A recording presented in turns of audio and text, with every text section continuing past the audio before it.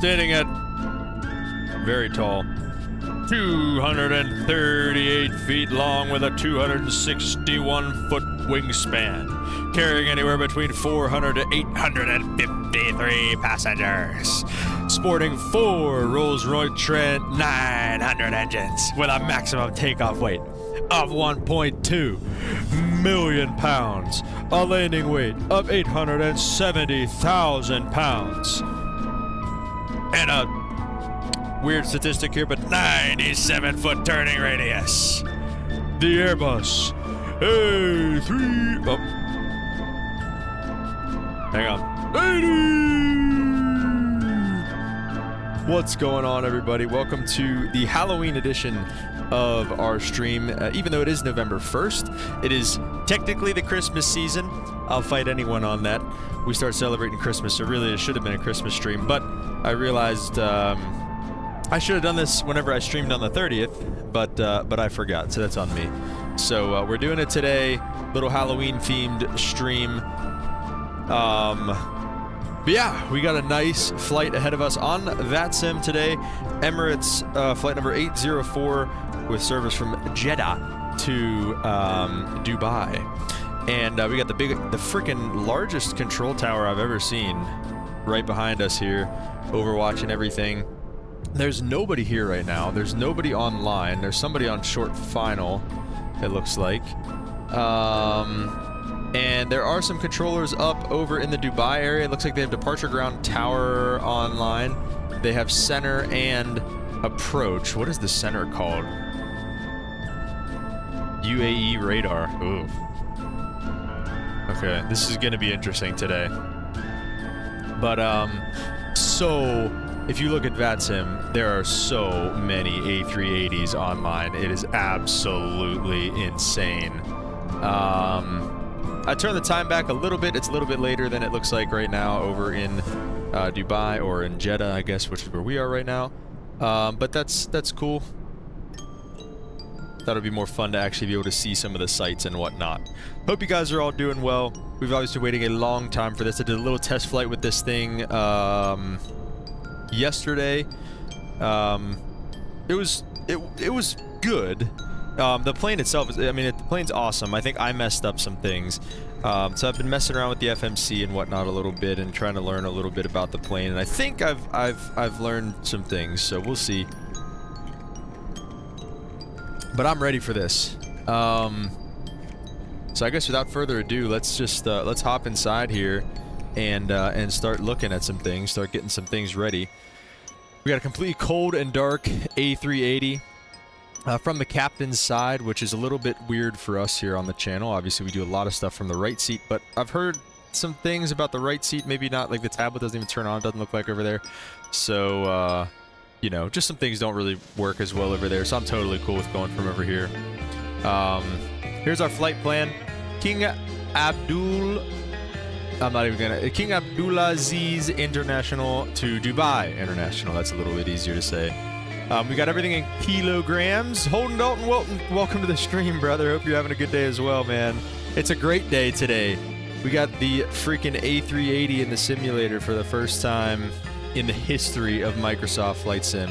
For really the first time of any simulator. I mean, there's been some A380s out, but very, very cool stuff here. So I guess we could start getting some power to the airplane. Let's start with the batteries. Let's turn some of this music down real quick just so we can hear some of these beautiful sounds on this airplane. So let's start off by turning on some batteries. And then I've noticed that doesn't really do a whole lot. You get like some initial power and things, but then the 4 external powers is what really gives you some power here. Oh, love those sounds. Crew supply oxygen. We'll get the ADIRs all to align. Strobes auto logo light doesn't work for some reason. Nav lights can come on. Seatbelt signs can come on. No mobile signs on, and arm the emergency exit lights as well. And all 50,000 fuel pumps can stay off for now. And we'll go QNH over there as well. We'll get some of these brightnesses up because it is bright outside. I don't like, I think the OIT, I think, is this. I don't know, because that brightens up that stuff, so I don't know. But we'll see. I'm anticipating probably some long loading times here from GSX. We'll see if we can get them... This parking is too small for your aircraft. Yeah. GSX has been finicky the last couple days here, so... This parking is too small for your Let's aircraft. see if we request boarding. Whoa.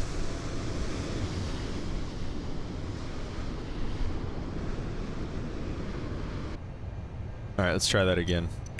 This parking is too small for your aircraft. Alright, well, I mean, it shouldn't be because this is a heavy gate. This parking is too small for your aircraft. Alright, I guess, This parking is too small for your aircraft. I guess we'll just leave GSX behind today, and rock with this. 484 passengers. Whew. We definitely don't want to do instant. We'll do 40 minutes is a bit long. Like I feel like 8 minutes is a little too quick and 40 is a little too long. We'll do the 8 minutes. We'll go fast and start up on that and start boarding some passengers. I guess in terms of services, we can just try to get some of this stuff going. Just so at least it looks like we're doing something. Ground power unit, cargo door baggage truck, aft and catering truck. We'll see how much of this actually kind of happens here. This parking is too small for your aircraft. I bet it'll work now. I was like, oh yeah.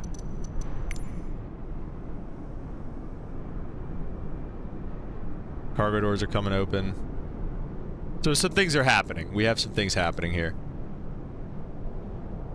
We don't need GSX, guys. We don't need GSX. Come on. We've never needed GSX. And that's a write-up right there. Alright.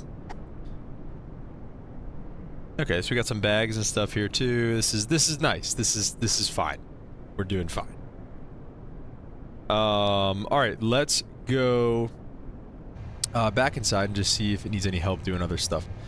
Fueling, we're gonna go fast on this here as well. I think we have. It seems like we have a lot of fuel on board. Let me look at the... I still need to figure out where everything is on here. Engine... Fuel. There it is. We currently have fuel on board 181,000 kilos, which is a ridiculous amount of fuel. I think we only need like 90-something for this flight? 43. So we only need about 4... It's 43.8, so we only need about 44 kilos of fuel. So we're actually going to need defueled. So let's go ahead and start that process. And let's just see if that's working. 181, 108, that's going the wrong way.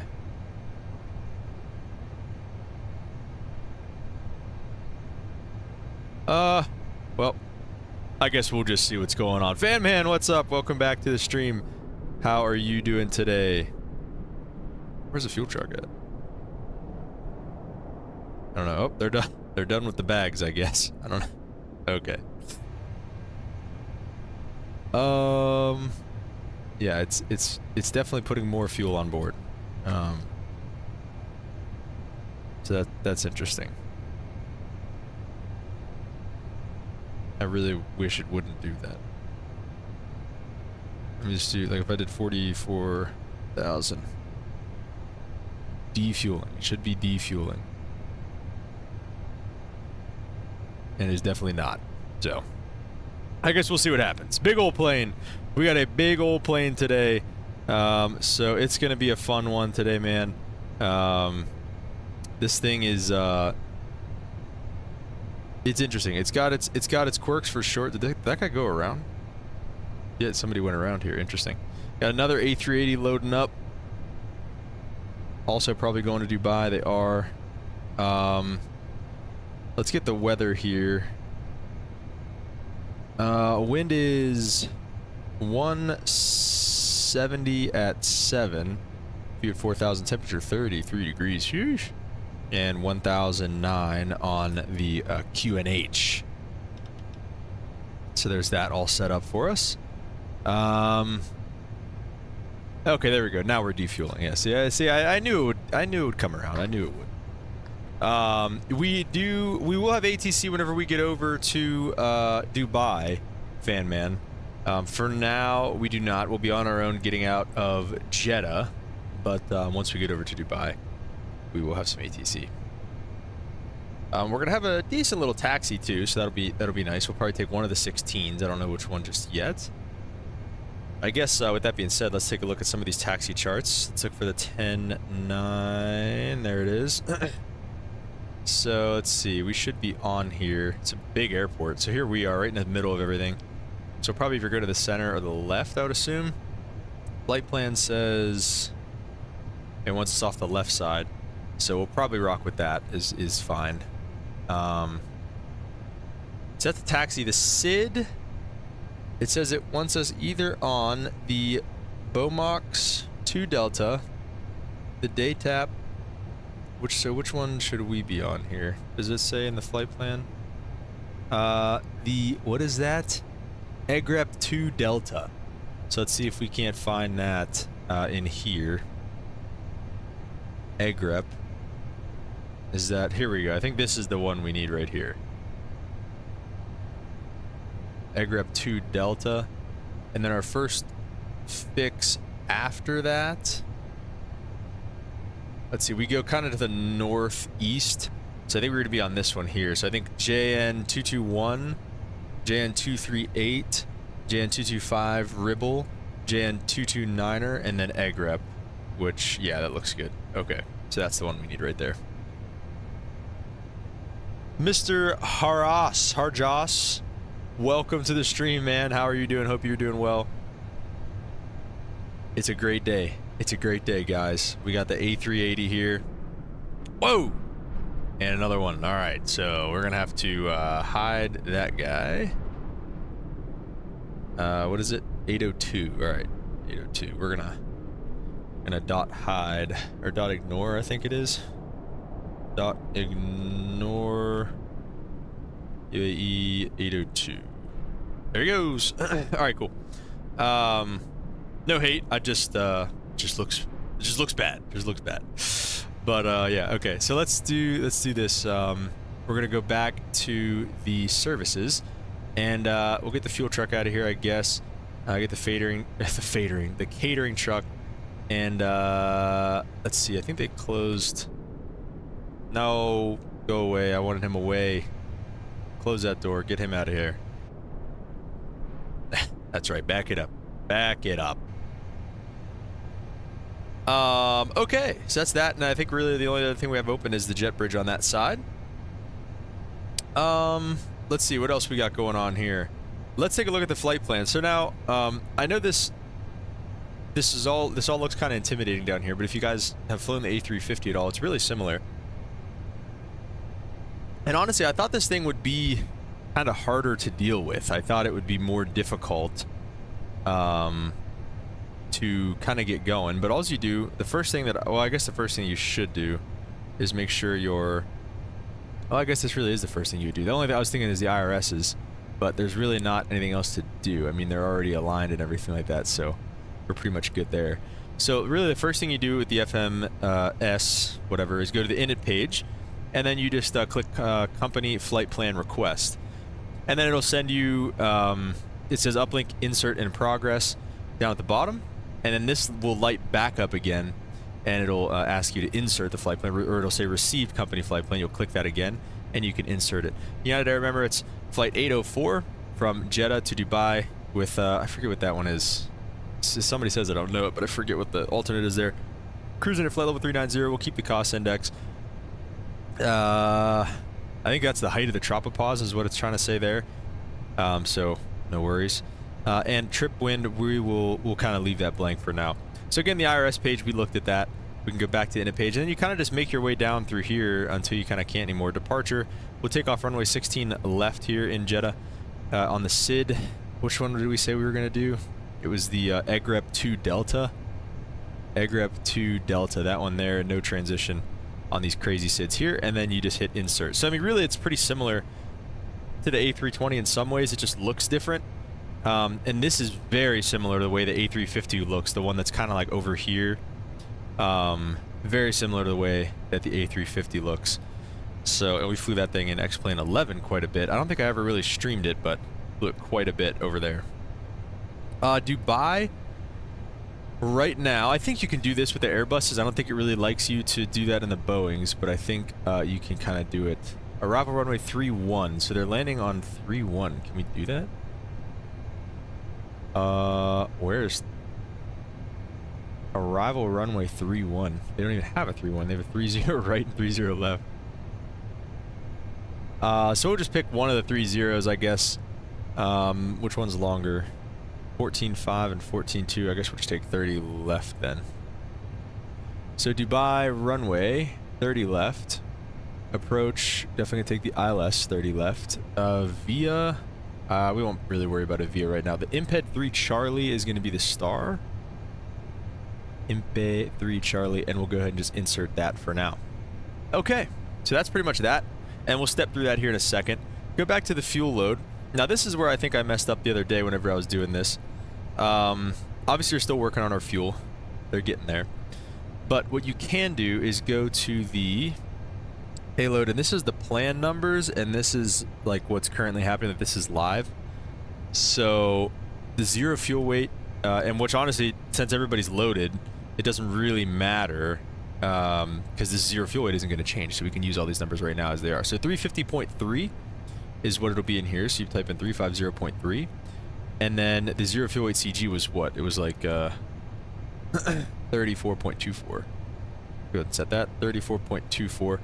And then the block fuel will be about 44, I think I said I wanted it to be. 44.0. So we'll set that up.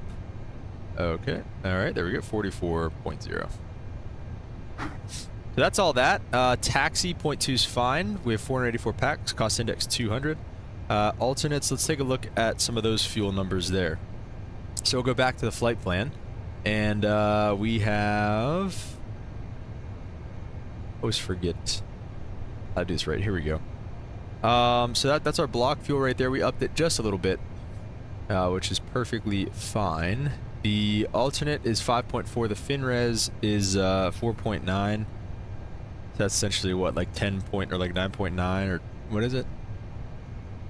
10 out of 5, 10.4, like 10.3-ish. So the alternate, I'm sorry, alternate was 5.4. So we'll change this here. 5.4, and then this was 4.9, I think it was. 4.9. And that should give us a nice little calculation on our fuel. So about 25 minutes of extra fuel and 10.3 bare minimum fuel. Our destination landing weight will be 369.1. So everything looks good there. And then we'll go to back to the init page. Nav aids, you don't really need to do anything here. I mean, it's just kind of VOR stuff. We're fine with all that for now. And then we just said fuel load, so takeoff perf is next. Now this is also kind of a tricky page. I'm not 100% sure what to do. I don't know. So okay, so let me see. So this is at, I think you just take one of these right here. So 45, it's at 45 and 42.7. So whenever you move this trim, what does it do? Which one does it move? I think it moves the purple one. It's at 42.7. Is that what it was at already? It is. That's not moving. So I think you put in 42.7 here. Oh. There we go. I think you put 42.7 here. We'll do packs on. And then, so now you have to come to SimBrief to get your takeoff information, which I will pull over and show you guys what we're doing. Kinda.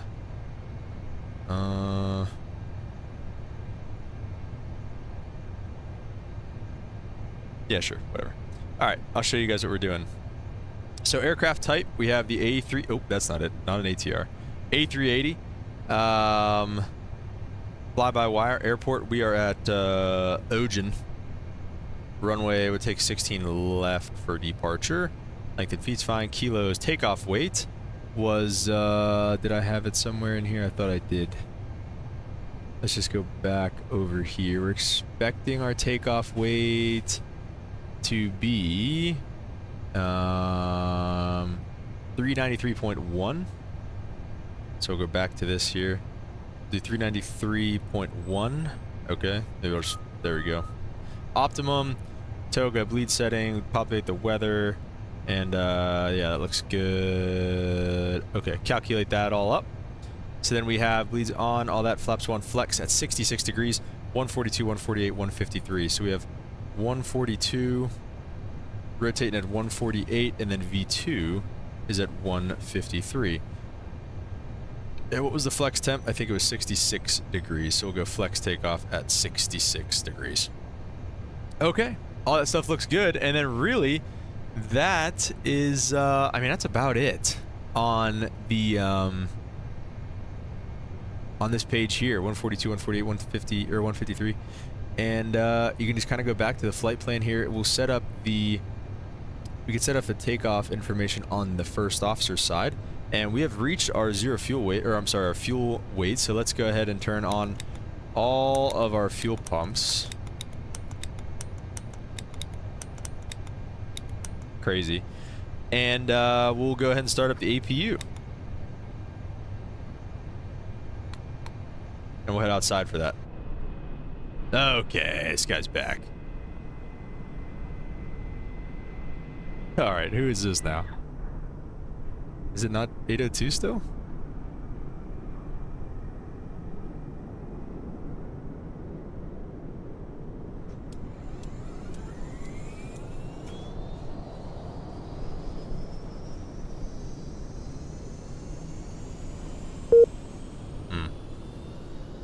Interesting. Well,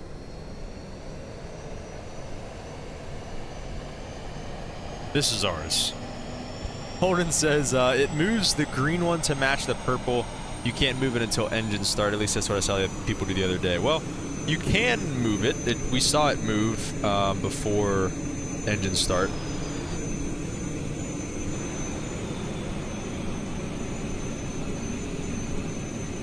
So you can, in fact, move it. But,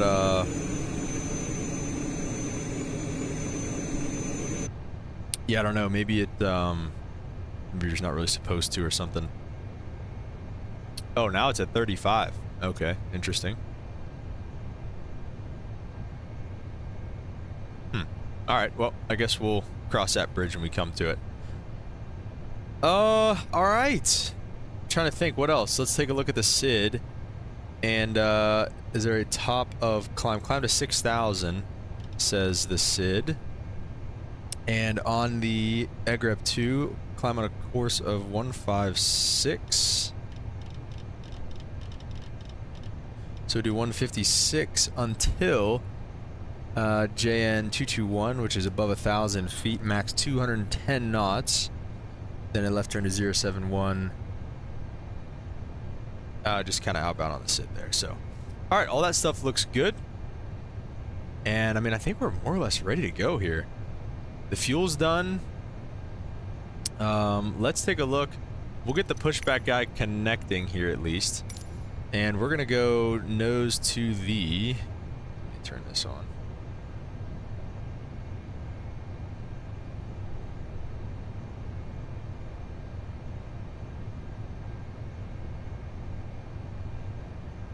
My sim link's being stupid. Okay, we're going to go nose to the left because we're taking 16 left and it's over that way. So we're going to go back it up. We're going to go this way. And we're going to request the pushback and we'll get him coming up here. Okay. We can also go through the checklist a little bit. I mean, just to make sure we didn't really miss anything. Gear pins and covers are gone. Fuel quantity, we have 44 kilos. Seatbelt signs, we can get them fully on. I think they're on auto. We get them fully on. We'll get the APU bleed on now. Bearer ref is set at 1009. And the before start checklist. Park brake set for now. We'll go through all that stuff here in just a second, I guess. So, generally speaking, I think we're pretty much ready to rock and roll here. I always forget which one is. Here we go. And then, like, just give me pinned charts, please. Taxi chart. And also, actually, really quickly, let me find the. Let's see. Probably not apron frequencies. What frequencies are these guys on? Nothing yet. Nothing yet. I saw 25 something, I thought somebody was on. Tower center, west, east. Center, west, east. I think east is 18.5. Yeah, so it'll be east. So we'll go on 18.5 and make our traffic calls there. So 118.5. Is that active over there? Yeah, it is. Okay. Somebody said something about turning these radios on too.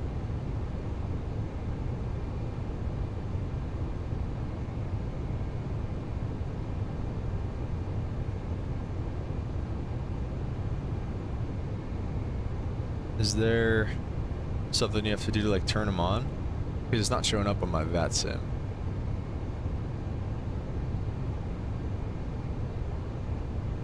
Let me see. It said on and off. Or bright and off.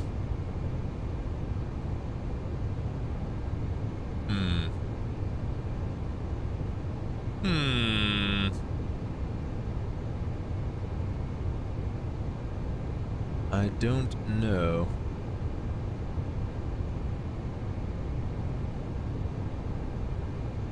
Squawk. It did not give me a squawk code. So yeah, we're just gonna squawk 2000. And then that's actually a good point too, though. I'm gonna have to come up here and go to the serve page somewhere. I think it's up here actually. There it is. Serve page. Turn that on. TARA. And I don't think you can turn any of those on really, so that's pretty much that. Okay, so let's go back to FMS. Flight plan. And yeah, the dial, you have glowing white. It should be able to click the button above it. Oh, just that one. Oh, okay. Oh, there we go. Thank you. Okay, cool. Yep, we are online with that. And then 22.8 we can have in the standby. Okay. I mean, I think we're pretty much ready then to push back. I mean, I don't really know what pushback call to make. It's not really... Yeah, that guy's like literally inside us. That's crazy. Alright, I guess I just will push back facing east. Like, I don't know, I guess Charlie 7 maybe? Sure, Charlie 7. Alright. Jeddah traffic. Emirates 804 Super, gonna push back off Charlie 7 facing east. Jeddah traffic.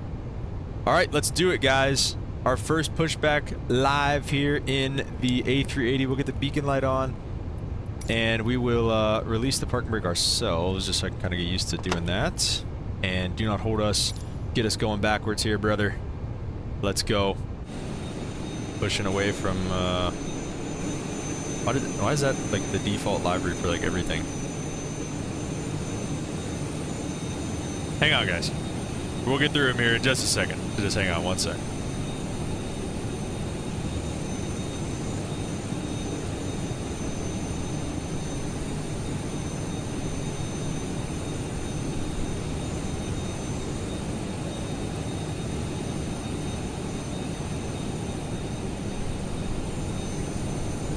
Oh, somebody's landing back there. Taxiing. I have a sneaky suspicion we're gonna run into this building with our wingtip, but that's okay. I turned the beacon light on, is it? Oh, there it is, yep. Look at this. A380, man. This is so sick. Holy crap. This is so cool. Alright, something else that we can do is start our engines. So let's go ahead and start working on that. Something that I realized on the first flight is that the starter is up here. So that's something nice. And let's go to engines number 1 and 2. We'll go to the engine page if it doesn't come up automatically, which it does. So we have bleed pressure and everything, so that's good. We'll go outside for engine start.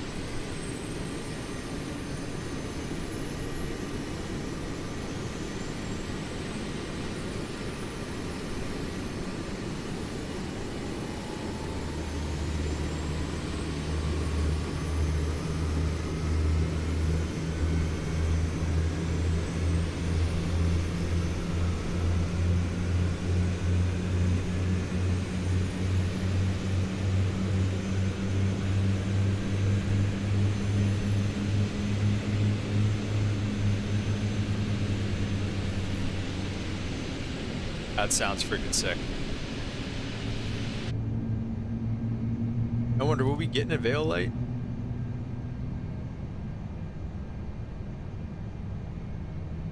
Avail, yeah, look at that. Avail. All right, let's start up 3 and 4. We'll do this one from the inside view.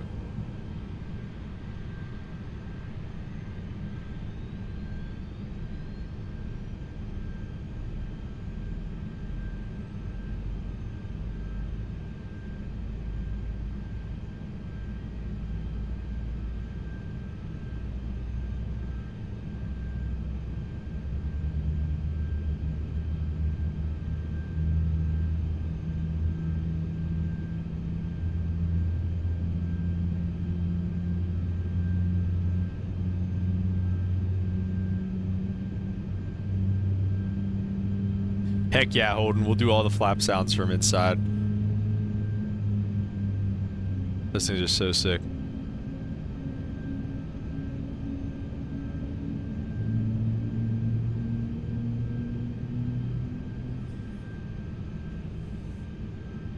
All right, sounds good. Yep, 2 avail lights. There we go. Okay, so we got everything on down there, and we can go ahead and turn the ignition off, I would assume. APU can come off. We'll get the taxi light on for now. And let's see. Anything else? Let's see if we skip the before start checklist, but let's take a look at the after start. Parking brake was set. Actually, it's not anymore. They stopped the pushback. I never reset it. Takeoff speeds. We've got 142, 148, 153. That looks good. And the beacon is on. After start checklist, anti-ice is off. Pitch trim. Let's just double check this here. So the pitch trim needs to be at 35%. That's kind of... Let's just hold this for a couple seconds and see what happens. Oh, does it need to go nose up? Is that where it needs to be?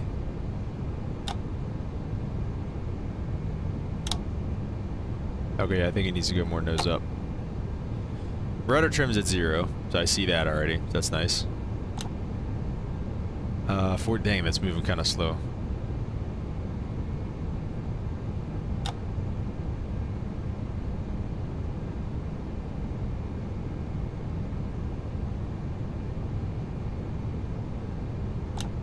Let's see. 38, it's getting there.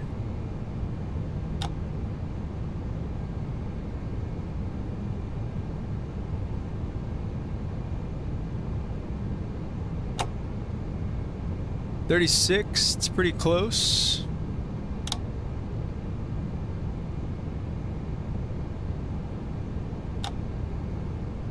And I think that's pretty darn close right there. It's in the pink band, so we're going to go ahead and take that.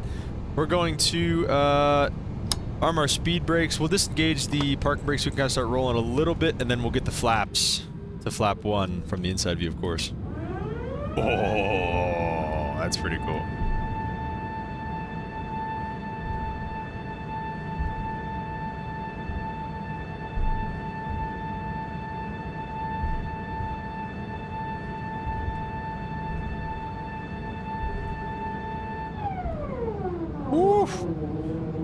Oh, that's so sick.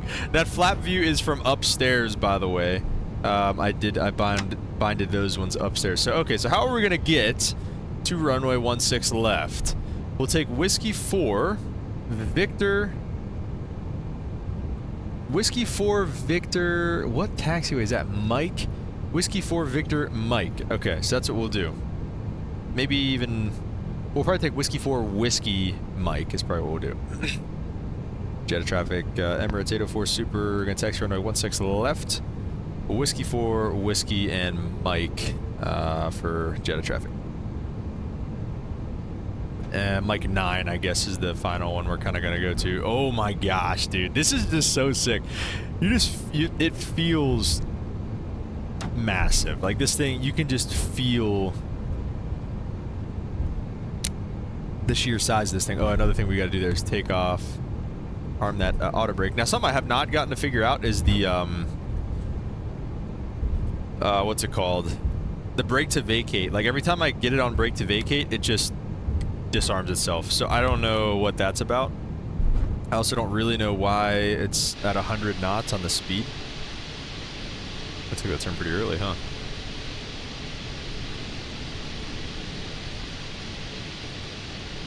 Dang, look at this freaking thing, dude. This is so cool. They really did, Holden. They did such a good job with this thing. And the fact that it's only going to get better, too, is like, that's really awesome. The fact that it's only going to get better is just crazy to think about.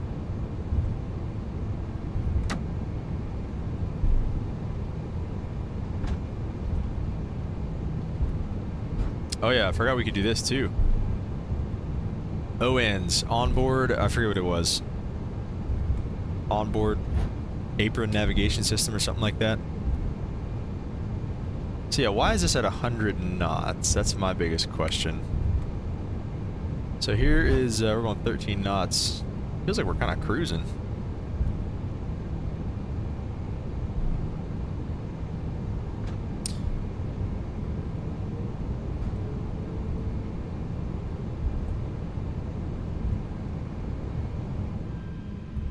Dang, bro, look at those freaking engines. Oh my gosh. I said we were going to take Mike, so Mike is the next turn, yeah.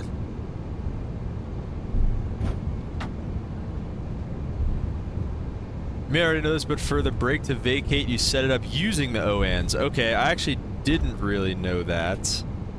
I might have saw something like that where you have to like click on the taxiway you want on there somehow, so maybe. Rotor trim was 0. Taxi check, flight controls. Ooh, yeah, we should definitely do that.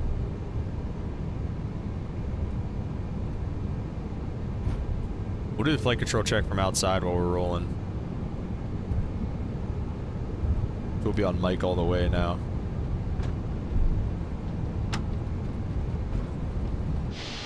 Alright, let's do a little flight control check from the back. Let me get all the way out so you guys can see the whole wing. Alright, we'll go full right. Neutral, full left. Neutral, full up. Neutral, full down. And just full and rudder real quick while we're taxiing. That's not smart, but we'll do that. Okay. Flight controls are checked. Flap setting is config 1. That's checked. Radar is on. I mean, it's probably not on. I don't think it really matters, but I don't even know where. That's some sort of radar there. Oh, you can't really mess the radar at all, I don't think.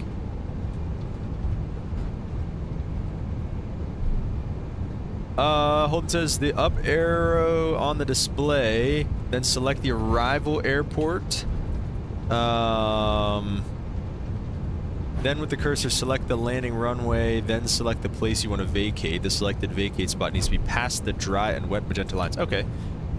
Yeah, we'll definitely take a look at more of that in the air. Let's go out here for this this guy's landing. Yeah, thank you for that. We'll look more of that on the way. Oh yeah, something else I've not figured out yet either is these reversers. I don't think they're gonna work for us whenever we get there, but we will definitely see. Now, what frequency is this guy on here? 2535. See, what frequency is that? I don't see that anywhere on here. Is that a departure frequency or something? Clearance ground tower. It doesn't really have departure frequency up on this. Am I missing something here? I don't know.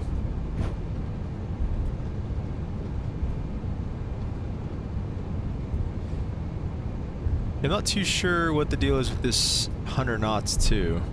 Maybe you have to push or pull that or something? I don't know. Like bug it up past the... I don't know, just bug 250 knots for now, I guess. I definitely don't want it to stop me at the...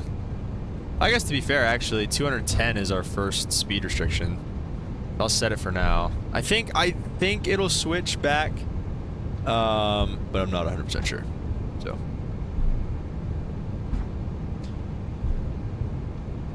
Alright, let's take a look at VATSIM to see if there's anybody else. Yeah, that guy that just landed at... He went around twice. Bro, it's just flying traffic patterns. That's crazy.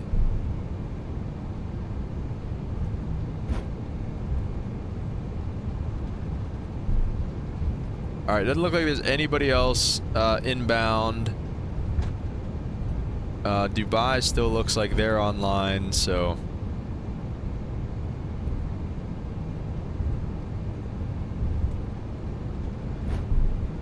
Let's try to find this here. Seatbelts are on, spoilers are on, flaps 1, auto brake is RTO, takeoff config. Oh, I actually did not test that. Let's take a look at it. It's takeoff config. Oh no. What's the matter?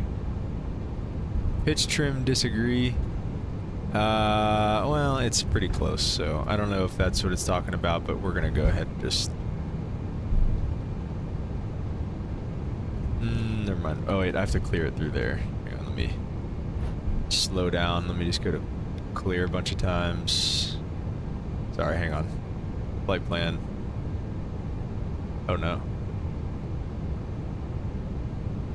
Oh, I just have to close. Okay, I just have to close that. All right. Well, takeoff config close enough.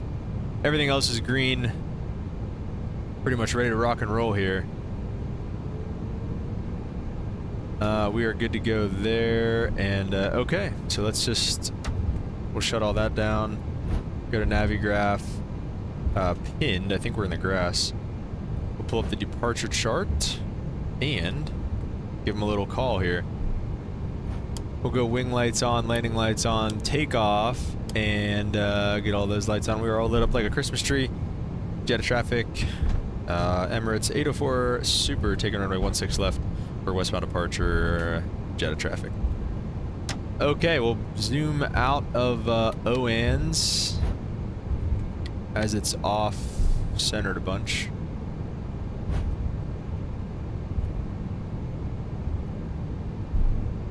Hold says, I wish Phoenix had a checklist like that on the EFB. Yeah, I know, dude. That would be nice. It's a nice checklist too. I mean, it gets the basics done, you know. What does that say? Runway ahead. Thank you. This thing really turns pretty hard.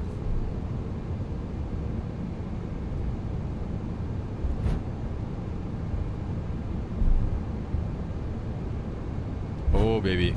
This is going to be a rough little lineup, I think, here. All right. Close enough. We'll get her stopped. Spool up these engines.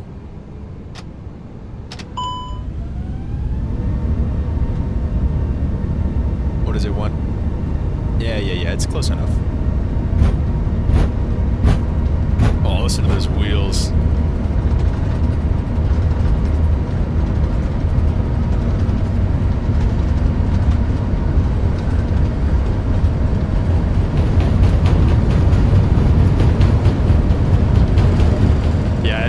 It wants to go flying. It wants to auto rotate. You gotta keep that down.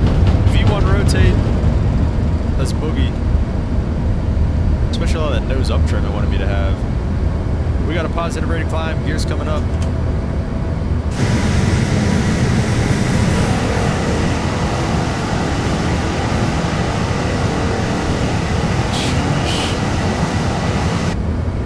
Look at that.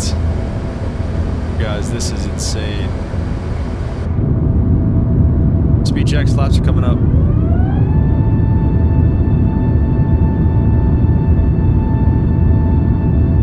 Oh, look at those ailerons, dude. That's so cool.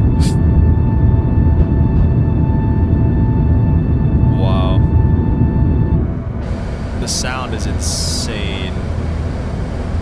So there's our 210 knots that doesn't want us to cross. We'll keep pulling up so we can get through that. Yeah, see, it doesn't have like any FMA modes for me, which is odd, I guess. I think it's on heading, or it's on like heading mode still too. Let's go direct to 238. Oh, hello. Direct to, nope, just kidding. OPAR? What is OPAR?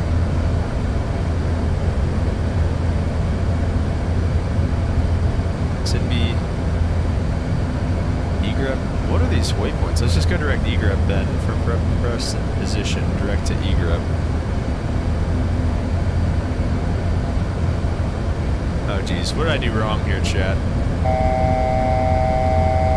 Like flight directors got turned off somehow. Is that it? No. Alright, so we'll just keep climbing.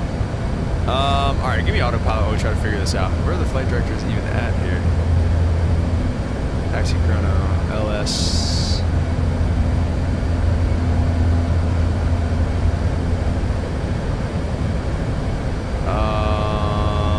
Yeah, I don't know. I'm lost in the sauce right now, I'm not gonna lie. No taxi, above the autopilot button. Oh yeah, those, yeah, okay. So now we have flight director. Now we're absolutely flying right now. And we're not direct.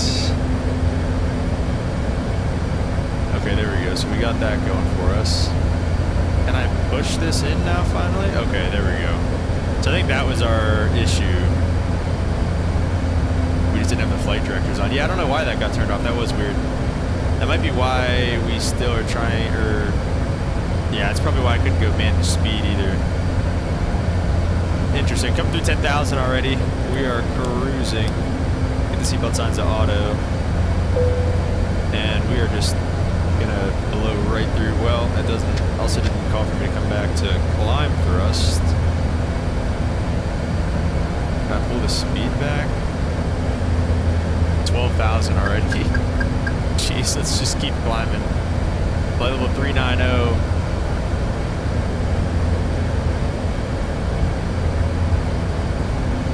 Huh.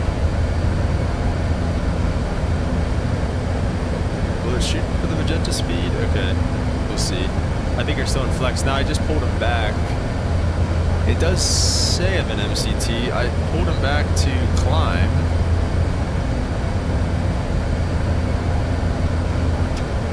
Okay, now it's in climb. My calibration might be a little bit off. Let's go standard. We are climbing like a homesick angel right now, dude. Holy smokes. Disarm the spoilers, flaps are up, and we're still making our way direct to E-grip or something like that. Yeah. Alright, so there we go. Now we're on speed. Alright. Now we're cruising.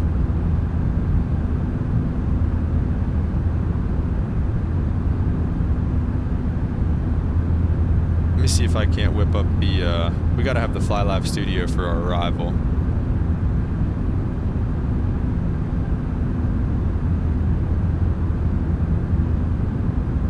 Alright, let's go back to some music.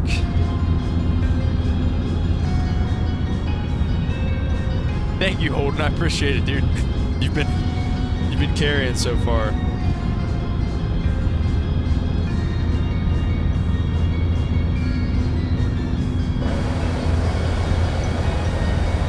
All right, how are we doing here?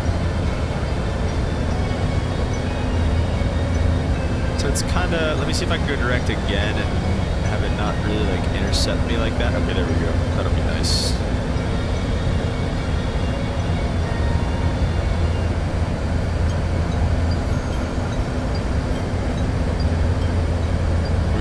On the screens, unfortunately. Yeah, I might have to go back and look at my throttle calibrations because now it's in climb thrust.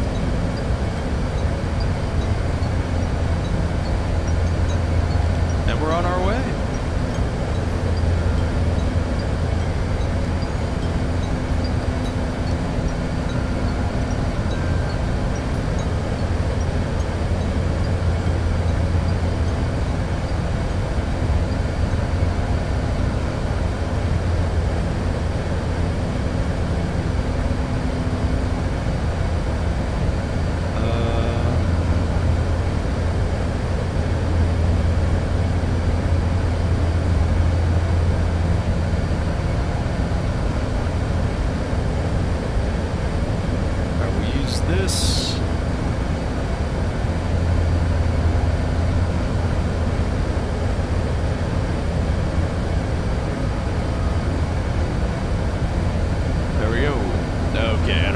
That is, but let me see, can I just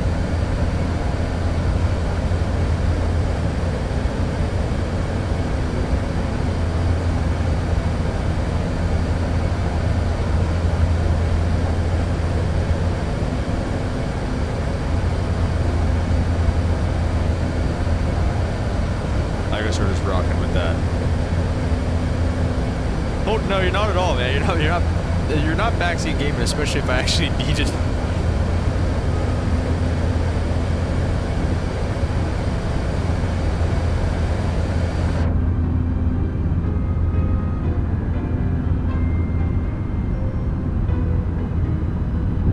Super pretty flying out here, though. I love that sound of the wind against the window. It's so cool.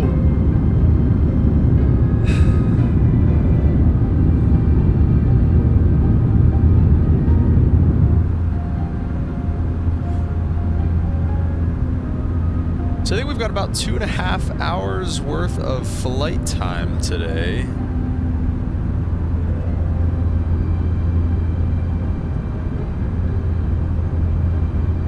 Let's see.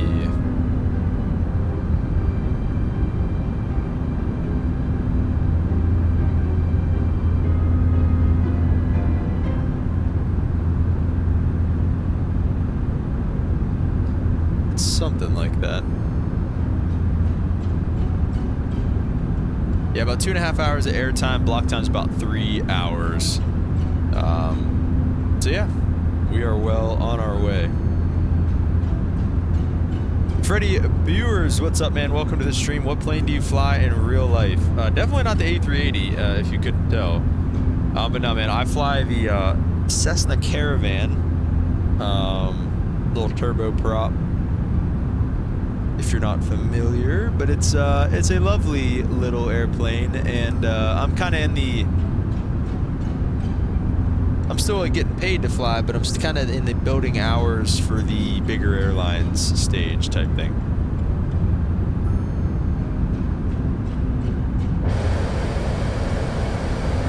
Yeah, look at this. 2,200 feet a minute. That's pretty. That's not too bad. We are climbing though.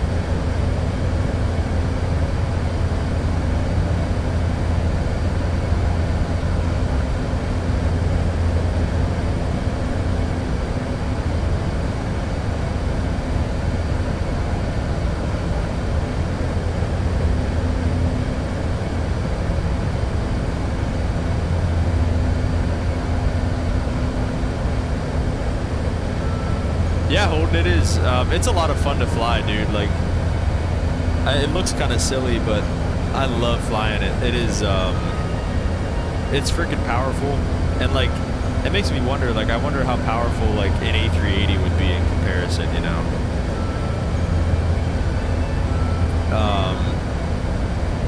And Freddie, I'm doing good. I've got about 450 hours right now, and just plugging along, man. I had a lot of hours in October, and I'm starting November with like 2 weeks off for whatever reason. So yeah, I don't know. We'll be streaming a bunch during that time period, but yeah, I got a lot of time off here at the start of November. So doing good. And hold, yes, I'm studying for taking my multi-check ride in a Seminole. So we'll be kind of going over some of those things again today. We're looking back into that Emirates packet, which I really liked. I actually learned a lot that last time we streamed, and we went through that Emirates packet. So definitely we'll be back on that. Let's take a look at Dubai. Trying to see who's online over there. We still got a whole assortment of controllers on in Dubai.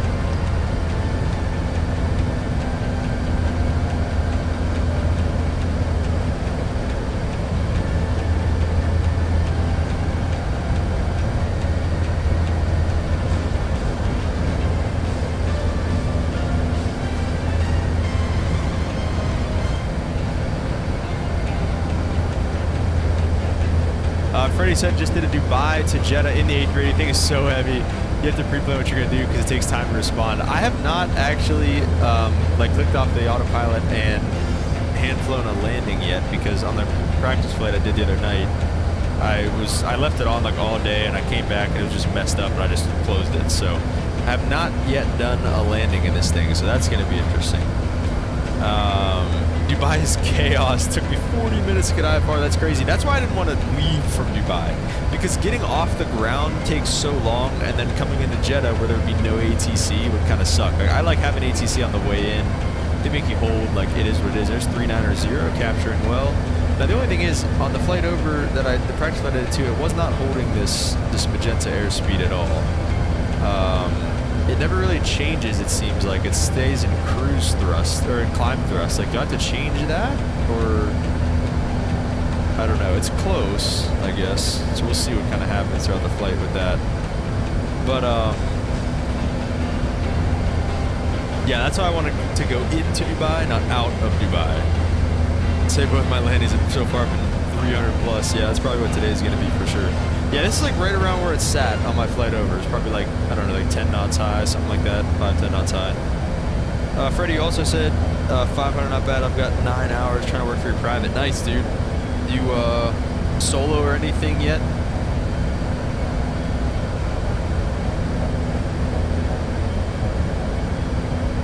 My auto throttle wasn't on? Yo, what? That would be why. Why doesn't it? That's why it wasn't giving me anything, bro. Dude, what? Why doesn't it do that? Why do you have to click it on yourself? I've never had to do that in Xbox, bro. Thanks, Freddie. Dude, you got chat. You guys are saving me today, bro. This is embarrassing. Holy crap.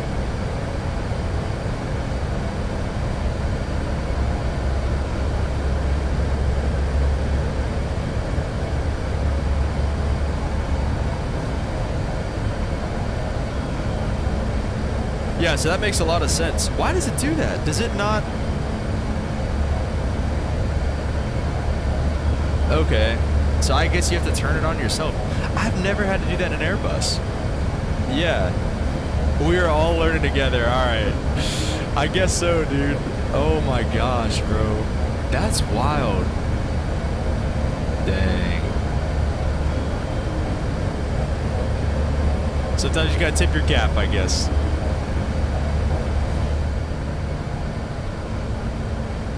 Nah, but that's crazy though. Thanks for the help, boys. Appreciate it. You know, it was something that I was actually just listening to my pastor's sermon from last week, and he was talking about humbling yourself, and you know, there's definitely little moments that God can use to humble yourselves, even while you're live streaming in the A380. So. Freddie said I've never had to do it. Maybe glitched, or maybe you forgot to set thrust climb. No, I did, and that was the thing. Is like, whenever we were climbing out, we were blowing through that airspeed, and it was in. I always forget if you pull up the speed here, you can control it yourself. Is it managed or whatnot? But it was in that speed window where you have to set it yourself. So manual, I don't know, whatever you call it, the Airbus. It was in like manual speed though. And I was like, why is it doing that? And then, like I said, it blew right through that airspeed. Climb thrust never came out. It never prompted me to go back to climb thrust. I did it myself, but then it wasn't really in the D10. At least it was in MCT here, and then I moved it back, and then finally it was. So, user error.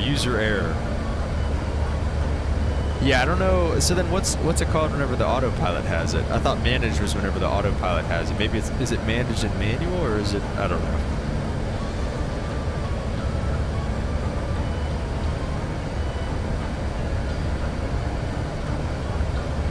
This is the freaking clown show today though, dude. Absolutely wild.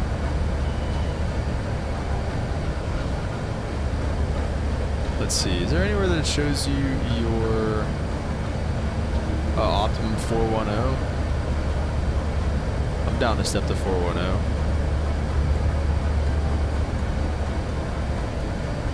Let's do it.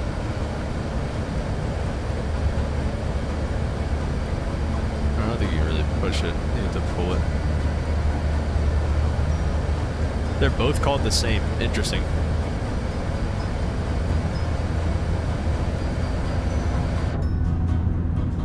This is a loud airplane too, dude. The freaking cockpit is so loud. Oh, we're climbing. We'll be up at 410. That's so cool that you can get up that high in this thing.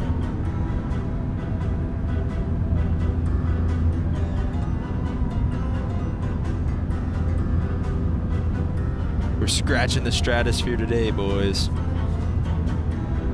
We're actually not though. It's at like 55,000 feet, which is kind of crazy.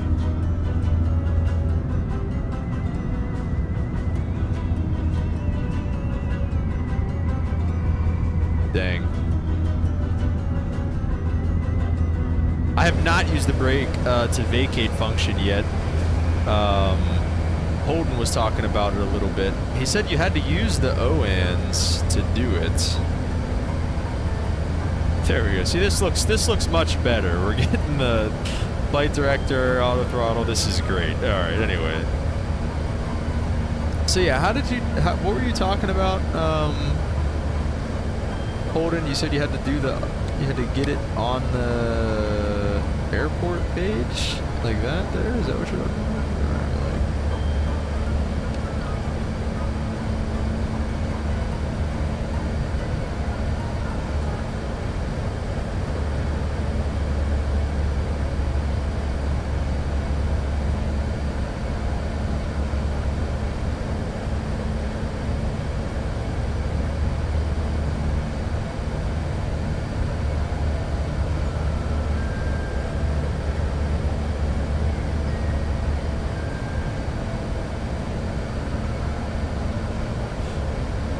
It's really good how they've added it. You have to have a Navigraph account. Well, I do have a Navigraph account. But yeah, I think that's a sick feature, dude, honestly.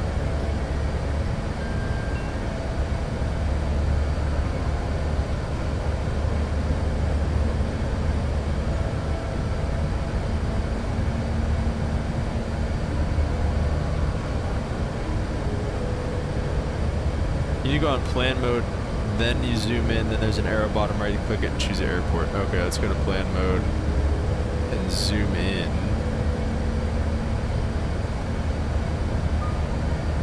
Well, that's Jeddah.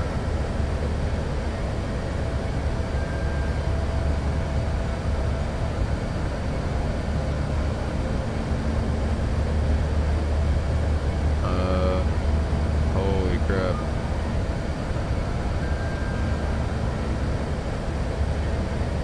Just type it. Oh wait, no, it's right here. It's right here.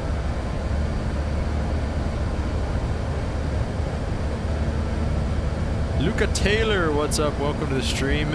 Lucas says hello. I was wondering if you have encountered the glitch of Microsoft crashing to desktop when trying to load in the A380. It crashed on me last night whenever I was trying to get the screenshots, and I left and I went back to the main menu and it just crashed while I was going back. So yeah, I don't really know why that happened, but that was pretty it. Yeah, thank you, Freddie. I see that now. I'm waiting. We are waiting. Thank you. Okay, here we go. So I have 30 left selected.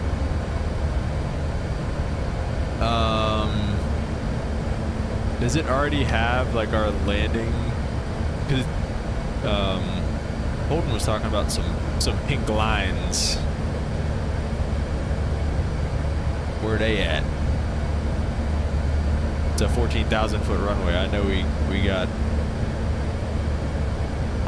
enough room on here. Keep waiting. Keep waiting. Waiting forever. That's what all these things are. Now zoom into the runway. How much? Do I have to zoom in more?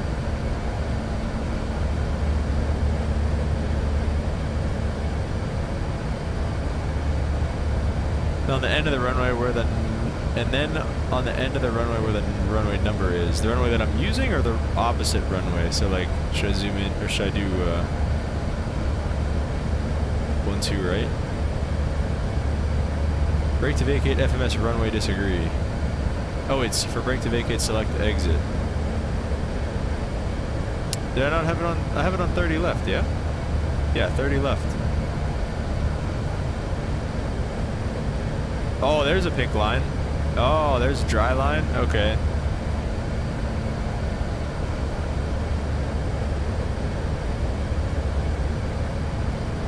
Oh, there's a wet line. Okay.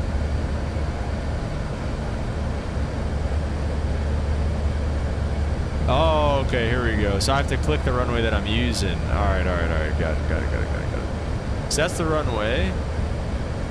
Dry line, and then the wet line should be farther. There's the wet line. So we can't probably take Kilo 9. Is that too close?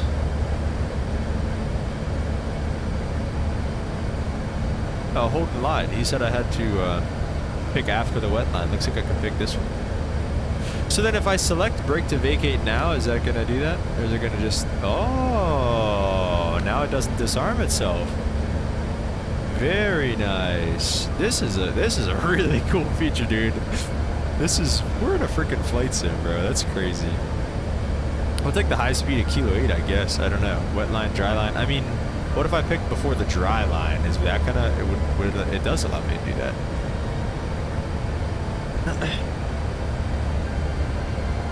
Kilo 9. We could take Kilo 9. It's a high speed. It'll be easier to do high speed.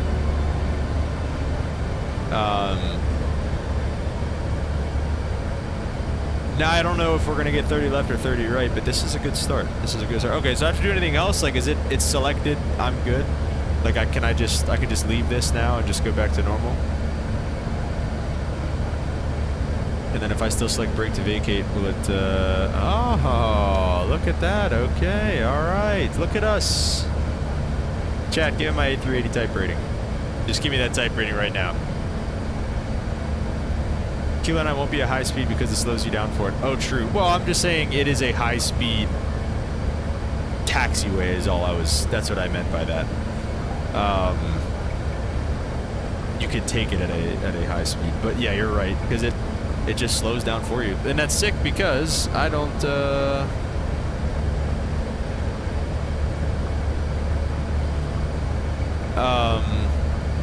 I don't think my reversers are gonna work. Oh shoot, they don't work because I'm on a different throttle setting.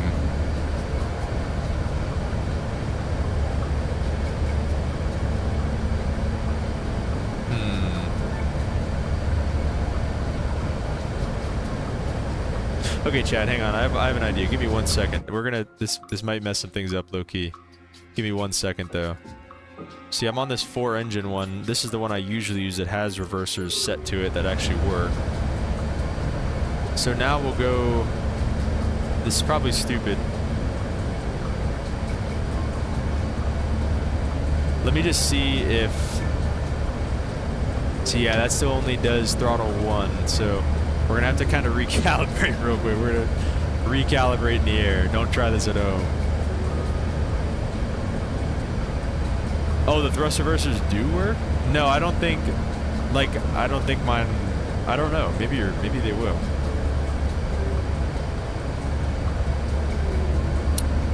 Is it in sim options? Calibrate.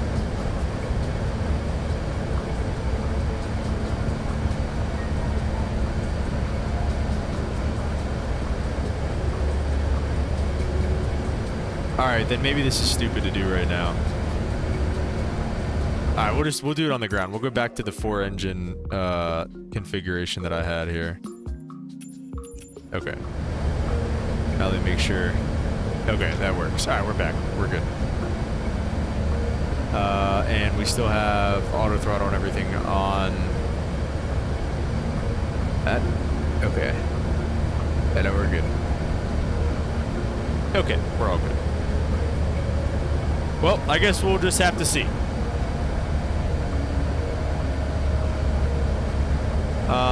We'll get some stuff ready for Dubai. Taxi charts. We'll look at things a little bit more in depth whenever we get a little bit closer. Do all 4 throttles move? Well, I only have 2. My hardware, I have 2 throttles. So basically, I have 1 and 2 set to my first throttle, and then 3 and 4 set to my fourth. I'm sorry, I have 3 and 4 set to my second throttle, so that's kind of MCT. Yeah, see, it thinks it's in. Back. Okay, I think we're back.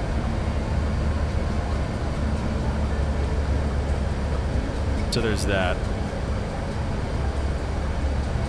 I think this is like the longest.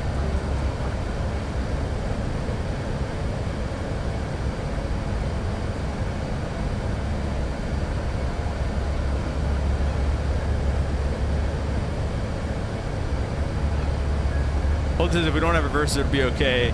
Just have to use some. We'll just have some toasty brakes. We got a long runway in Dubai. All right, we're gonna be just. This is gonna be fine. This is gonna be just fine. We got a nice long runway. Everything's gonna be great. So right now I have 30 left pulled up. We'll also pin 30 right in case they give us that. And then the approach or the arrival is the Imped 3 Charlie. I like that they don't have like 100,000. What? I like they don't have like 100,000 different arrivals that you can do. So that's nice. I think no, we're not on the departure anymore. So this will be interesting. Is that? Why does it? No, it has me going all the way south. Wow, that's kind of crazy, actually.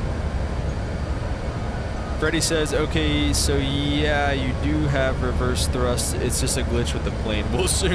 We will soon figure it out, brother. Amen. We will see. We'll cross that bridge when we come to it. We're a little bit of like a left bank right now.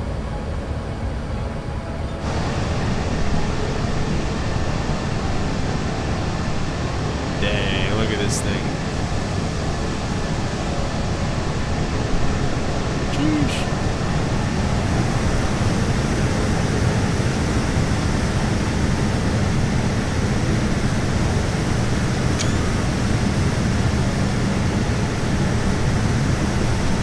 Crazy. Crazy that we have this thing in our sim. Absolutely insane. Dang, bro.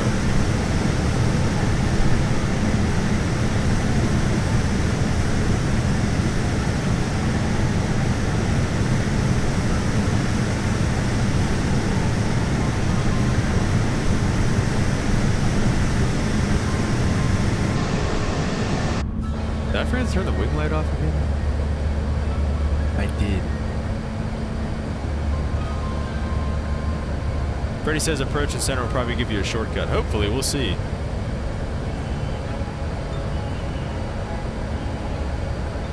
We will see. I hope it gets a little bit darker too. I set the sim time back a little bit. Oh, it's 3 o'clock. That's low-key a little, probably 2. It'll probably be about 6-ish by the time we land. So we'll see how that looks.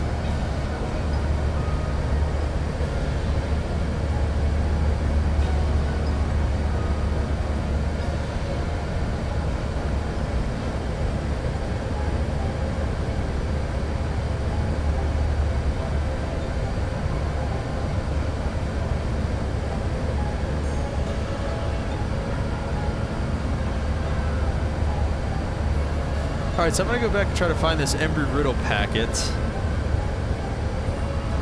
because I loved it. It was really good. And I'm also going to, we're going to go through the verse of the day.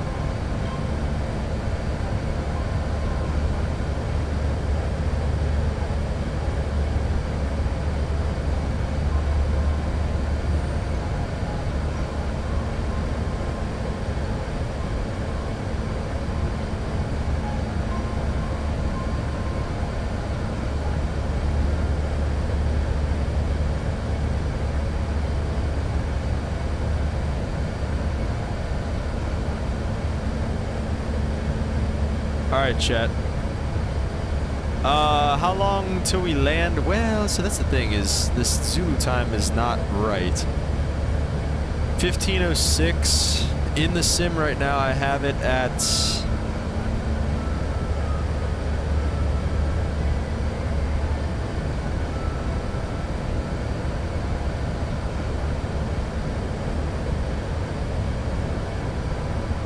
see, that's not right, because 4:14 would be. Dude, maybe it is right. No, because 4 is 1600, so that's after that. Even that's after that, anyways. 1:15 UTC is not right either.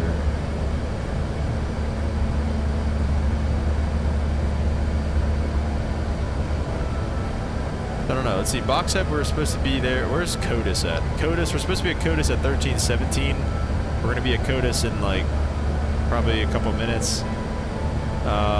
So probably about just under 2 hours, it seems like.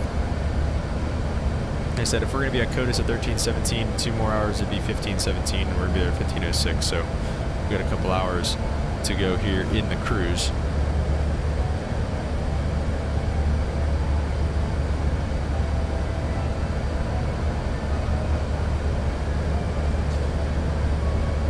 So I did want to do the verse of the day now before we got into all the busyness and craziness over in Dubai.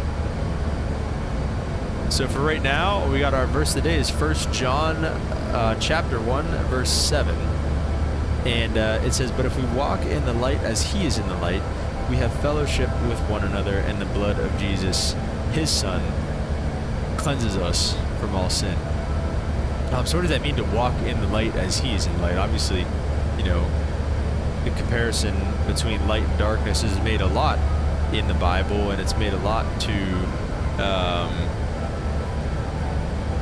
I mean, I guess it's a pretty obvious kind of comparison. I mean, you know, Jesus compares himself to, and the faith in general, as like a lamp, you know, where you want to shine on other people. And if you have, you know, Jesus' light kind of shining in you, as opposed to keeping the lampshade over it, I guess is one of the examples that they use. So staying in the light, staying in Jesus, because Jesus is in the light. And then we have fellowship with one another, and the blood of Jesus, his son, cleanses us from all sin. I don't know, this one's, it's kind of tough for me to like put into words, I guess, how to describe this one. But I don't know, I think the biggest thing to take away from this is just walk in the light. Do what you know is right. Like, you know, there's good things and bad things, and you know what is right and wrong, essentially, and the way that God wants you to do things, kind of, for the most part in your life. Like, so just try to do the right thing. And that's, you know, it's ironic, I guess, you know, that I could sit here and say that, because, you know, I catch myself, you know, doing stuff that I know I shouldn't be doing all the time, and it sucks when that happens.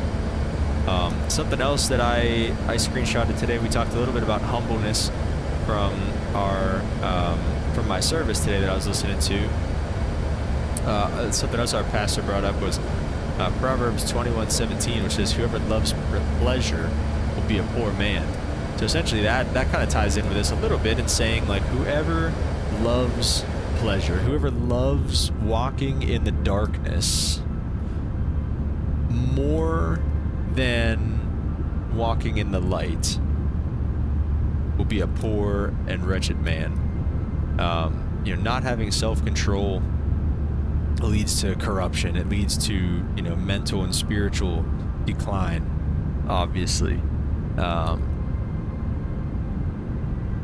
And if you love pleasure, if you love pleasing yourself, being selfish in that regard, more than you love God, you know, you will lead to a poor man, somebody who quite literally loses everything. You know, you can lose your wife, you can lose your job, you can lose everything. I just listened to a little speech about Deion Sanders, you know, a guy who, you know, you would talk about having everything, winning Super Bowls, winning World Series. He was like, but man, you know, you got 400 or 500 pairs of shoes, and, you know, can't take a step in the right direction, and, you know, 300 suits, and, you know, you can't cover up the pain type thing. Like, it's, being at the top doesn't necessarily give you everything you want. You have to try to find all the fulfillment and all the joy in Jesus. And that's something else our pastor talked about today, is finding complete and utter joy in Jesus, that you don't need anything else. You don't need the cars, you don't need the job, you don't need anything else but joy in Christ, because he just completely fills you up with joy. And then one last thing our pastor brought up,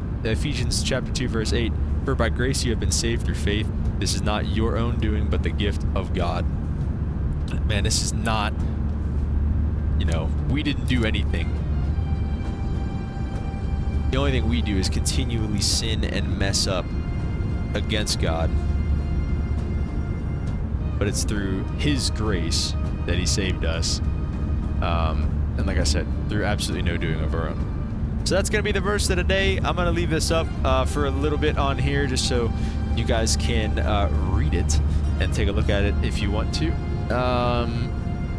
I am going to be back in just a couple of minutes, and then we're going to start talking about some multi-engine stuff. So just give me a couple minutes and I'll be back.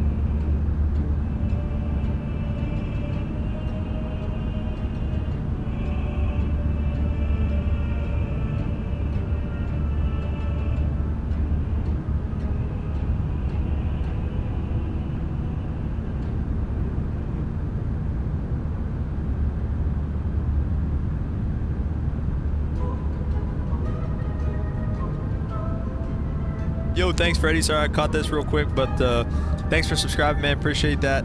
And yeah, hope to see you back for Lynn. Thanks for hanging out.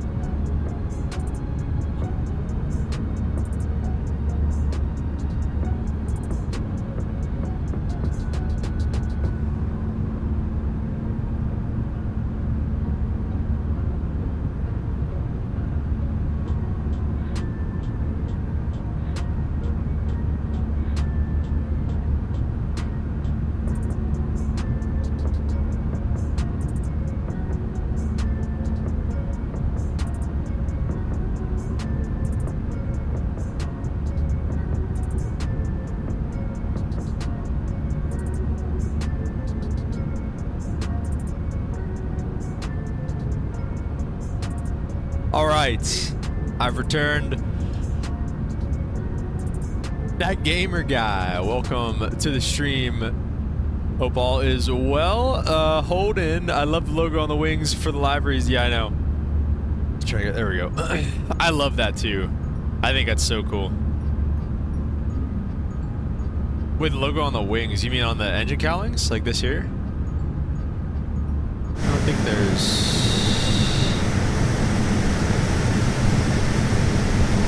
There's nothing like on the wings.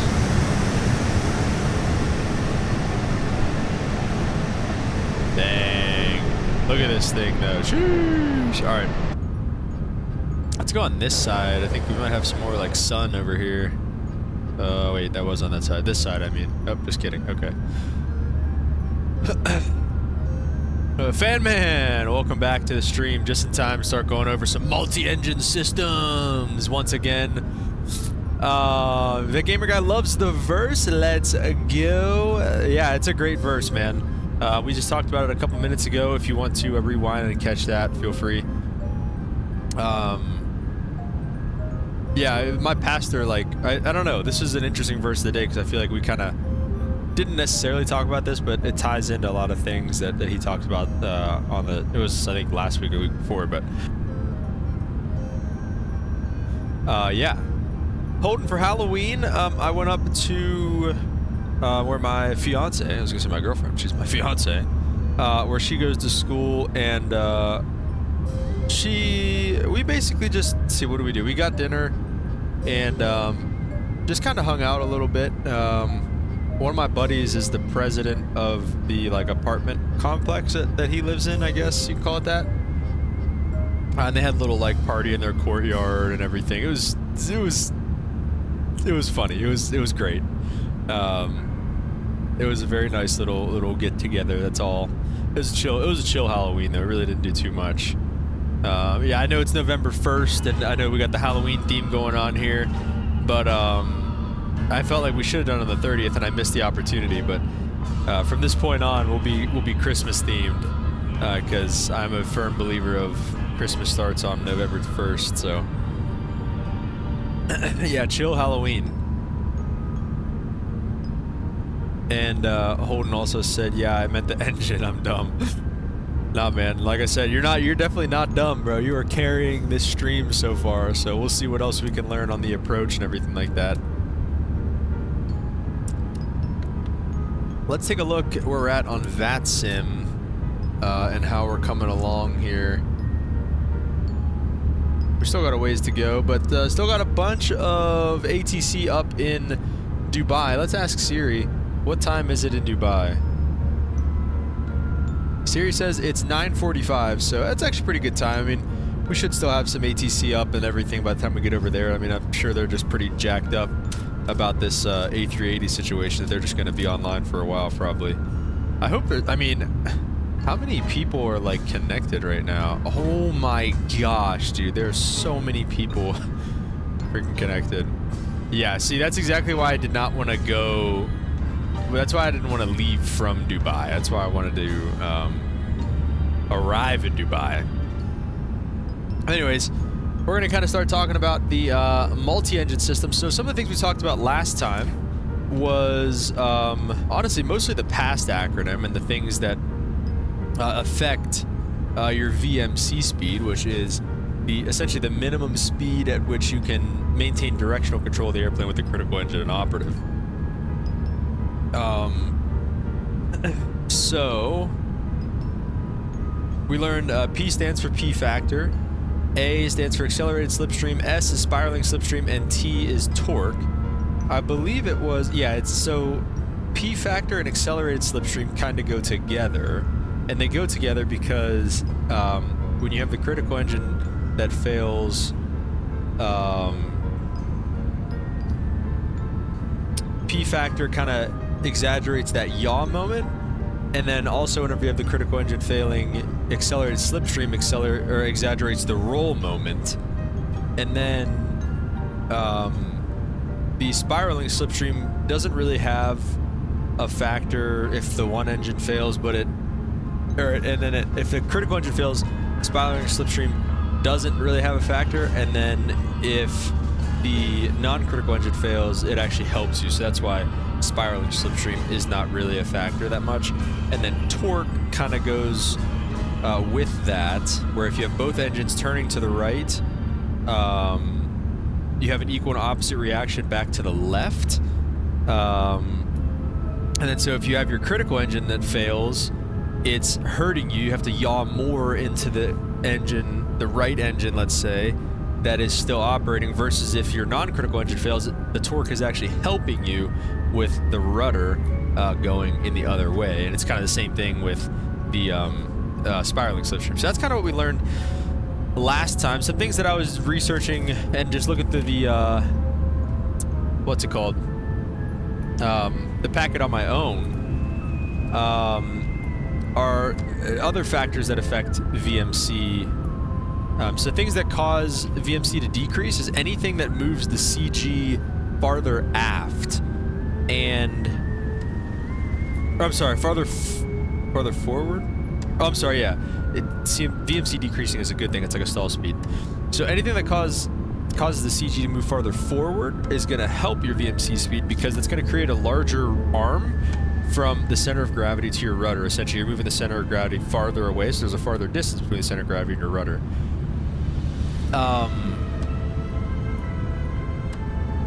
And that's going to make the rudder more effective. So that is why that's going to decrease your VMC speed. You're going to have more rudder effectiveness. Anything that would increase your VMC speed would be bad. So things moving your CG farther aft, then you have a smaller rudder arm, and your rudder is going to be less effective, thus raising your VMC speed. Let's see, what else did I write down here? Anything that moves CG farther aft? Yeah.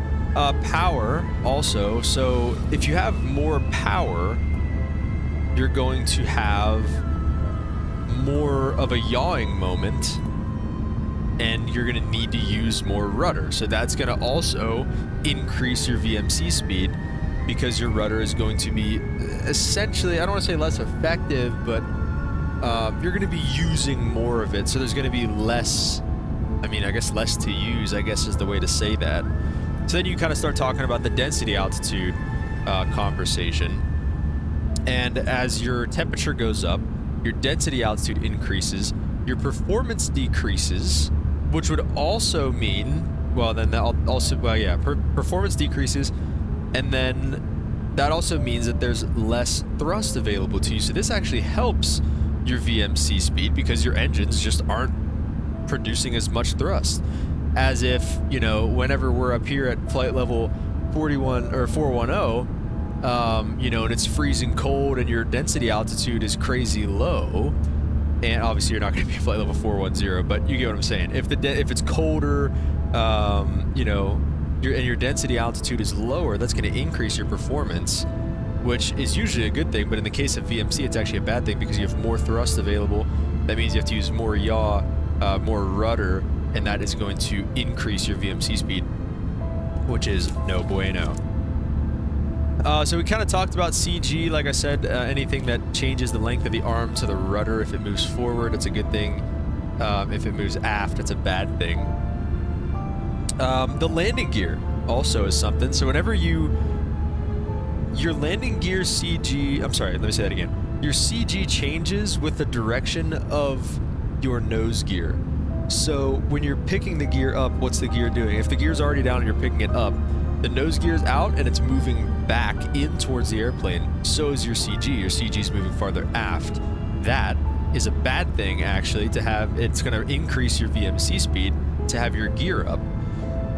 Versus if you have your gear down, let's say you're lowering your landing gear, your nose gear is coming from in the airplane out towards the front, it's moving forward, your CG is moving forward, that's going to decrease your VMC speed, and it's going to provide something that's called the keel effect, which is like a stabilizing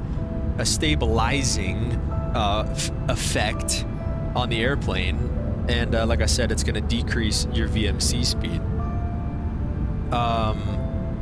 So with flaps is kind of another interesting one that I don't know if I fully understand. So flaps, if your flaps are down, you're creating more lift,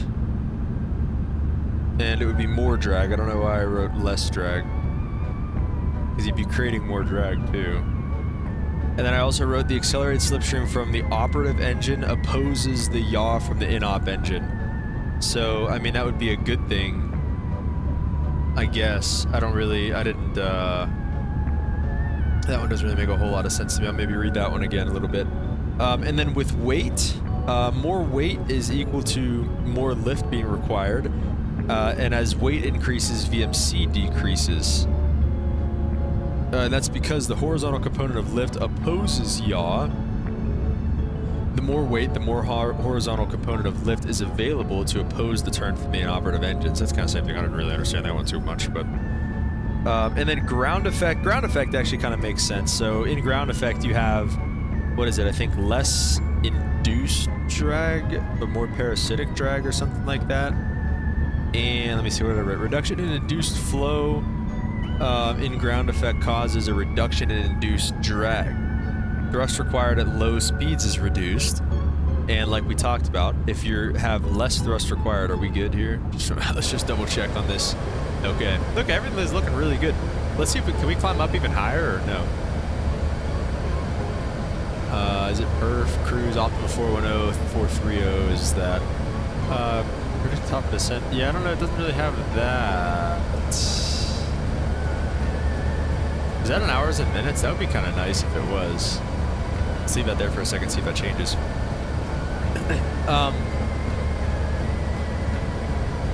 Oh, it did. It just changed. 119.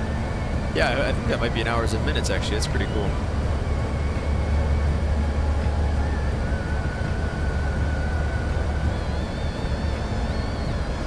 Get through all that stuff. I love the way this FMC is laid out, man. Honestly, it's kind of a lot, but I really like it. I think it looks really freaking good.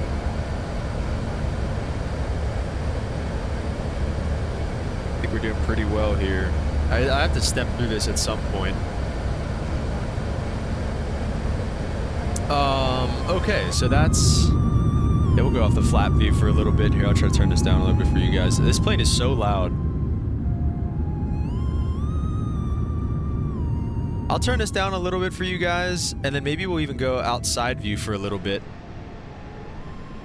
Let me kind of reset the view.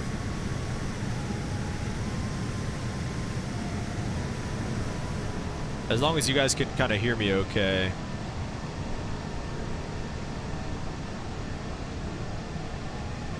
That's pretty cool. Yeah, as long as you guys can hear me okay, I'll leave it on this view here for a little while. Systems are really cool, a little more advanced, but it's still an Airbus, so the simplicity is still there, says Holden.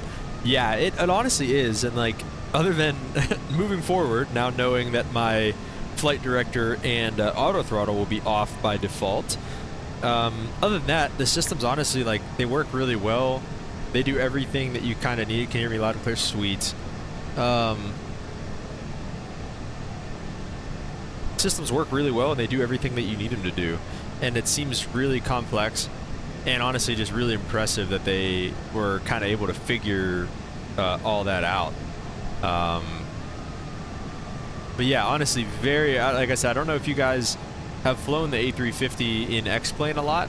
Very, very similar. It's, I mean, pretty much the exact same thing, flying the A350 with the FMC. So very, very cool there. So yeah, anyways, as you increase weight, your VMC decreases. And then the ground effect, thrust required at low speeds is reduced. Reduced thrust means your VMC speed is going to go down.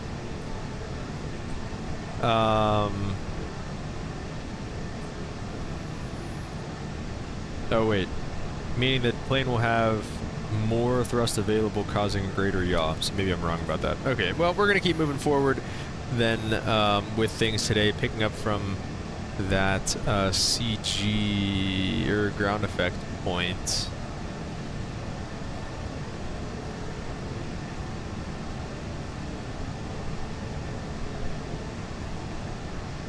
That was power, density, altitude, CG, and then gear position, and then prop windmilling versus feathering. I think that's kind of obvious. Flaps down, we gotta reread that again. Holden says, whenever you want, we can set up the BTV. I don't know if you were here for this, but we actually kind of did. Let me go back to this here. So, somebody, I forget who was that? Freddie kind of walked me through this a little bit. So you go in here, you zoom all the way in, and then you select Dubai. Or well, you go to plan mode too. You go to plan mode, select Dubai, and then we zoom in a bunch. We selected our runway, and then I saw your lines that you were talking about here, the dry and wet lines, and then we selected Kilo 9, I believe, to get off at. It doesn't look like we did though. And you just select Kilo 9, and that's just it, right? And that's all you have to do.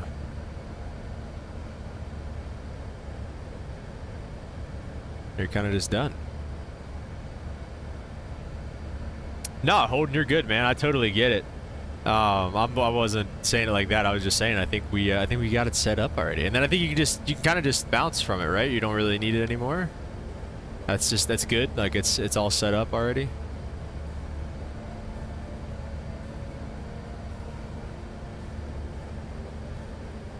We're getting closer and closer to some center airspace here. Let's see, UAE radar. We should start listening to that a little bit sooner. 132.15. I don't want to start listening to it now necessarily. I do want to. Let me see. Is it? Oof. These guys. Emirates 8, direct to Busa, you're clear to Busa 3 Delta arrival, descent flight level 150. Alright, that doesn't sound too bad. I think we might be able to, I think we'll be able to understand those guys. Freddie, welcome back. Just in time, we're starting to talk about some multi-engine systems. I guess not really systems, I guess it's more of a conversation of, hang on, got to go inside off for a second.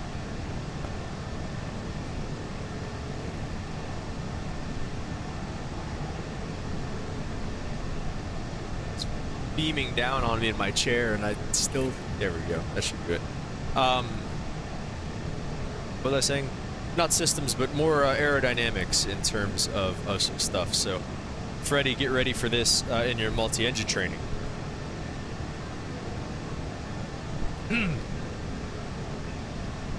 So like I said, I didn't really fully understand the flaps things. Let's see, when the flaps are down, the wings create more lift than if the flaps are up. However, when lift is created, drag is also created, right? And that makes sense. The side with the operating engine is creating even more lift because of the accelerated air flowing over the wing, and then with the flaps, obviously, you get more drag and more lift. The drag caused by the accelerated flow opposes the yaw caused by the inoperative engine, allowing the pilot to use less rudder, maintain heading, having more available with PIC. Or to the PIC. And lowers VMC. It should be noted more lift on the right wing will cause a roll to the left, right, which makes sense because the accelerated slipstream, if you're adding more lift, it's going to be more. Makes sense. If ailerons are used to counter rolling the airplane, the drag from the adverse aileron yaw will eventually actually increase the yaw towards the inoperative engines. So is it good or bad? Because the flaps create more drag and the control surface would reflect to a greater amount, overall performance would decrease. Freddie Burns says, am I the only one struggling to turn with rudders on the ground? You have to be so slow. You do have to be so slow. You are not the only one. You saw my lineup in Jeddah. It was not pretty. So yeah, that is definitely it is definitely tough to line this thing up. And like, if you really crank it, it'll kind of like almost get stuck, it seems like. And honestly, the Caravan, as funny as it sounds, I mean, I haven't flown anything really bigger than the Caravan, but the Caravan's the same way with that. Like, if you crank the rudder around, you have, or like the, you know, the nose wheel, you have to anticipate it coming back.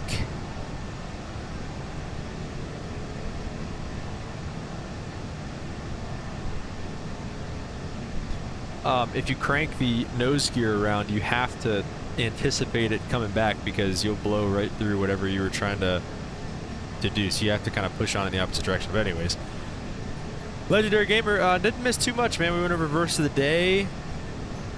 And we're just getting into some multi-engine systems here with the Embry-Riddle packet that we found last stream.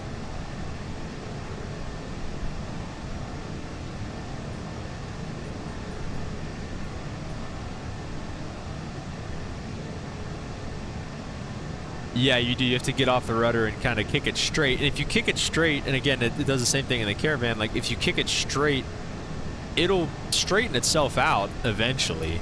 You just have to do it early. You have to really anticipate it if you want that to be the case.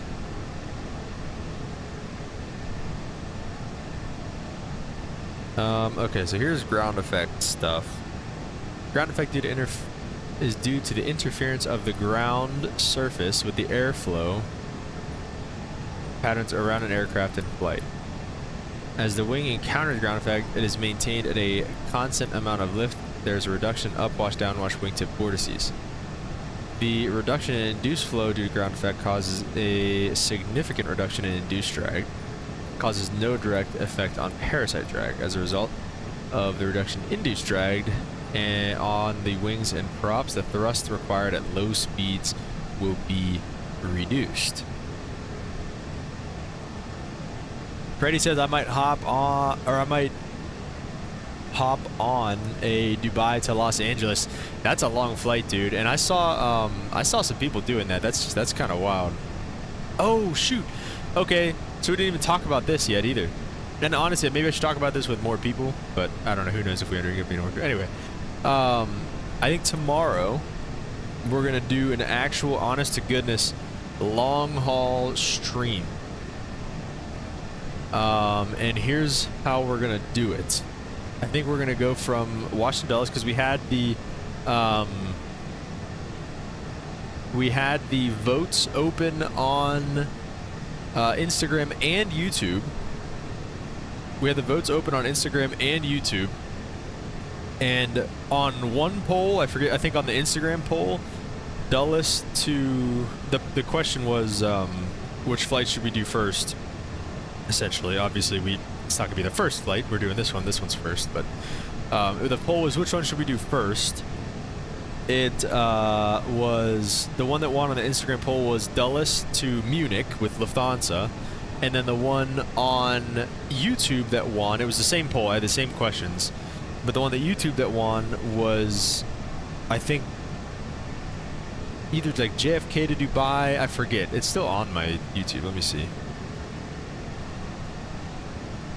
Go to community. It was Dulles to Dubai.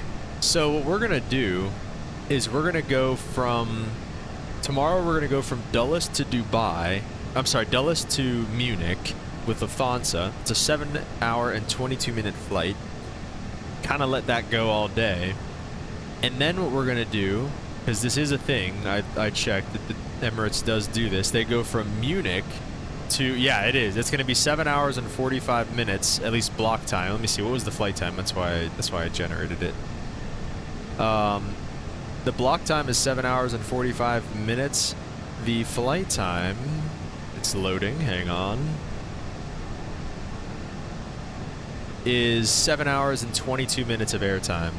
So yeah, it's going to be a long stream, Freddy, but I think it's going to be fun. Like I said, I'll let it go all day, and then I'm not going to be around all day, obviously. There are some things I have to go do, so I'll probably just kind of leave you guys, and if you want to discuss things amongst yourselves or whatever you guys want to do, I'll leave you guys throughout the middle of the day, and then we'll rejoin for the approach and landing into Munich. And then the next flight is going to be Munich to, let's look at it, Dubai. Like I said, Emirates does actually do this flight. This flight's only 5.5 hours, and what I'm thinking of doing is maybe doing this one either on like Sunday or Monday or something like that. I'm not sure what day. Probably Monday. I don't think I'll be able to on Sunday, but probably Monday. doing this flight from Munich to Dubai, and then we will, it's like I said, it's about 5.5 hours, and we'll probably use like a 2 times time acceleration, and then maybe rejoin VATSIM a little bit towards the end of that flight. So hopefully that sounds good for you guys. I'm gonna get the, I forgot to get any pictures of a Lufthansa livery. Maybe just find it on the internet. Let's see.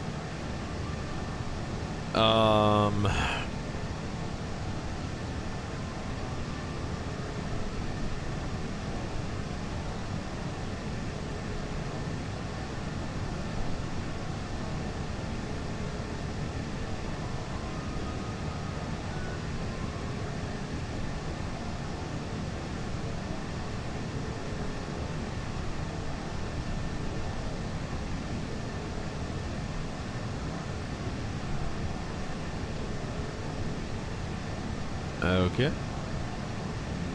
Oh, there we go.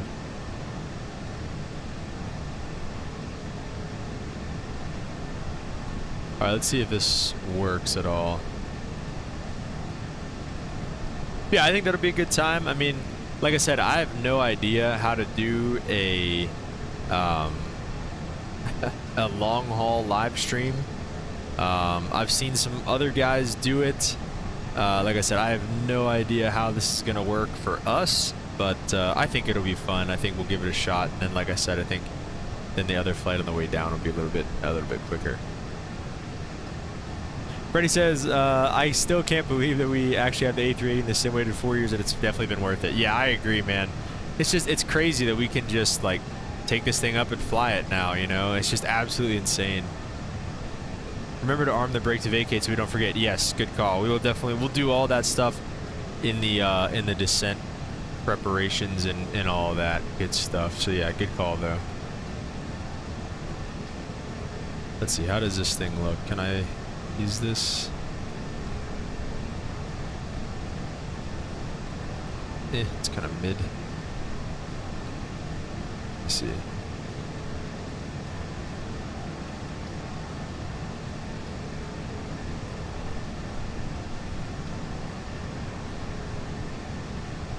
No, I'll just get my own picture. I'll get it later. But yeah, we'll do that first one in Lufthansa, and then we'll do Emirates again on the way down to there. And yeah, I mean, it looks like it's gonna be pretty dark by the time we get to Dubai probably here. So our first true landing in this thing might be a night landing. Let's make sure we got all of our lights set up inside here. Oh wow, it's already very dark in here. Okay, so let me see. So I think the ambient light, I think that's like the general dome light, I think. And then the pedestal floodlight is just this down here, which we don't really need if we have the ambient light on. The main panel floodlight, which one is that? Okay, it's that one right there. So yeah, we definitely want that on. And then there's another one right here, which is the integ lights, which I think are those just all of these? Yeah, it's all the, look at the FMC keyboards and stuff like that lighting up. So that's all that is right there. We can crank those up. And then I think under here are some of these lights. So yeah, these are like the integ lights for these. Yeah, see them all getting dimmer. So we'll turn those up, and then these are the lights for those lights right there. We can keep those on pretty dim, honestly. It's pretty, it's like a bright blue. Like, I didn't think it would be that bright, but it definitely is, so that's interesting. And then we can arm the brake to vacate, I guess now. I guess there's no harm in doing that. And then start to turn down some of these display brightnesses, which is nice. We've had those cranked up high all day. We can finally start seeing this one, so that's nice too. Okay, so we're looking pretty good here on for the descent. That sun's dipping down below the horizon. Oh baby, into the darkness.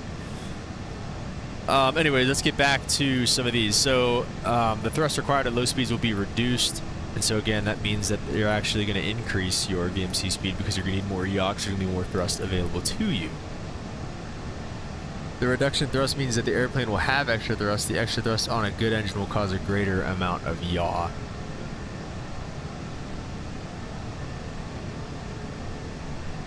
In ground effect, more rudder needed. Out of ground effect, less rudder needed. So that's basically what it comes down to. I'm gonna write that down.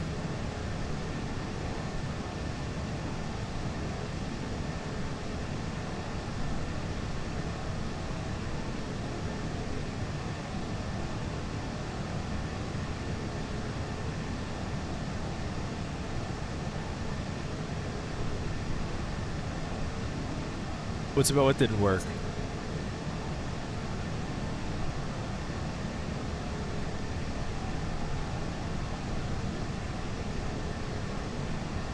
Oh, that's nice. That a whole chart of things that, chart of factors affecting VMC. Power increase, up, more yaw. Performance up, more power. Temperature increase, VMC goes down, less dense, less power, less yaw. Oh, that's really nice. I'm taking a picture of that.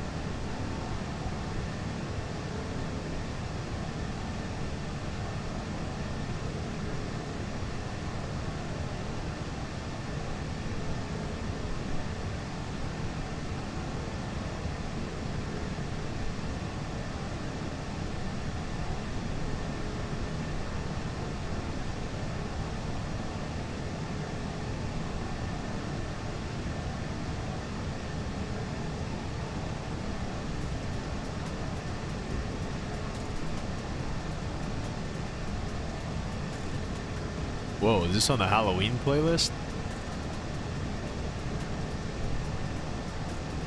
Busted down. Alright. Oh, there it goes. The sun is gone. We are into the darkness. How close are we getting to airspace here? Ooh, we're pretty close.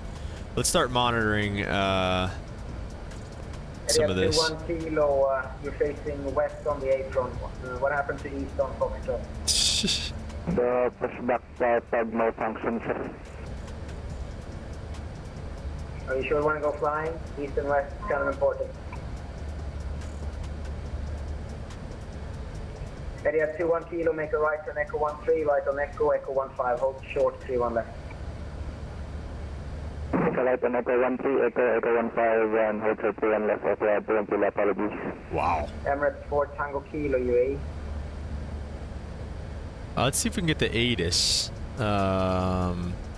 Arrival ATIS 126.275. Looks like information Oscar. We can try to listen to it real quick. 126.275. That's not what I wanted. Alright, there we go. Advise ATC Copper Kilo. Advise on initial contact. You have information. Kilo. Kilo. Did it just change? Dubai International Airport arrival Kilo. At time 1530 BE. Expect ILS approaches. Arrival runway 30 left. Surface wind 350 at 8. Wind variable between 320 and 040. Visual cap OK. Temperature 32. Dew point 2.20. QN8 altimeter 1014. HTA. Advise aircraft type on first contact. Enhanced weight turbulence separation in port. MNM runway occupancy required. Water time transponder towed until on stand. Caution possible glide slope flux. Advise ATC Copper Kilo. Advise on initial... Alright, we have Kilo, I guess. 210. Qantas 790, turn right heading to 10. Yeah, that did sound like blah blah blah. Right heading to 103790. Emirates 2402, cleared VUSEP 3 Delta arrival. Descend flight level 150. VUSEP 3 Delta arrival 150, Emirates 2402.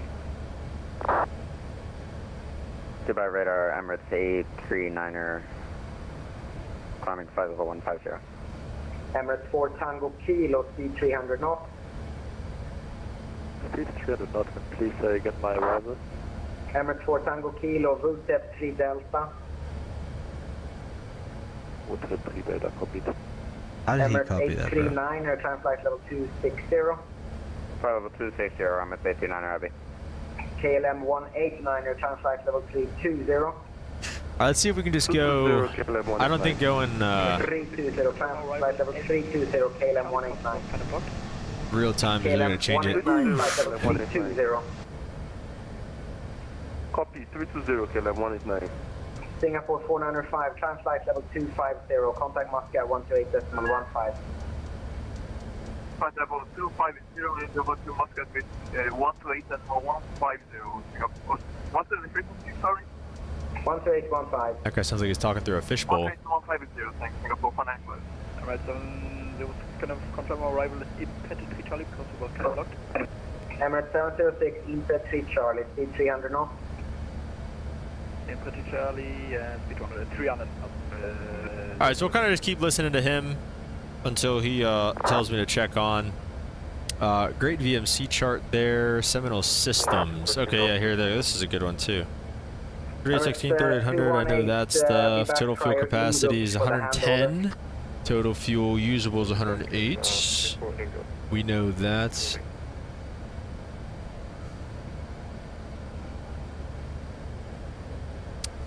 Engines. So yeah, the O360A1H6, and then the right engine's an LO360A1H6, which L stands for left turning. So I have to gotta remember that. Oh, also, does anybody know? So all these European airlines, right? Like their flight number is like Emirates 0 or Emirates, like, you know, like us. It's like Emirates 0 or 804. Emirates 804 is like their flight number, but then their call sign will be like Emirates 3 Mike Charlie or something like that. Like, do we know what? Why is that? What's the deal there? Emirates 2402.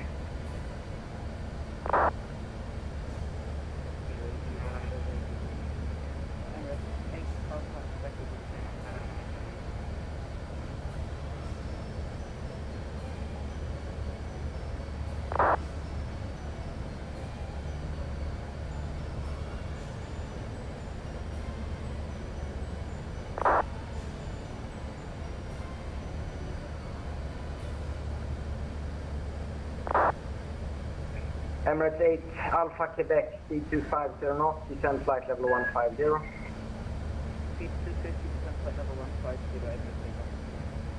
150. Qantas 790, descend 2,500 feet, turn right heading 260 degrees. You're cleared ILS 31 right before established. Descending down to 2,500 and turning to 260. Yeah, I know. Well, whenever I was filing, I was like, you know, should I have? I'll get the Versa data here for a little bit. We'll get it back up. Whenever on the arrival, but I was like, yeah, like whenever I was filing, I was like, should I file for this or should I file for? I don't know, you know. Emirates 706 arrival from 49er. What is my Say that at 21 kilo, ready for departure and 31 left. Area 21 kilo, wind 3605 knots, runway 31 left, clear takeoff. 31 left, clear takeoff, 21 kilo, super. Lufthansa 954, Continuing to flight level 270, climbing to flight level 350.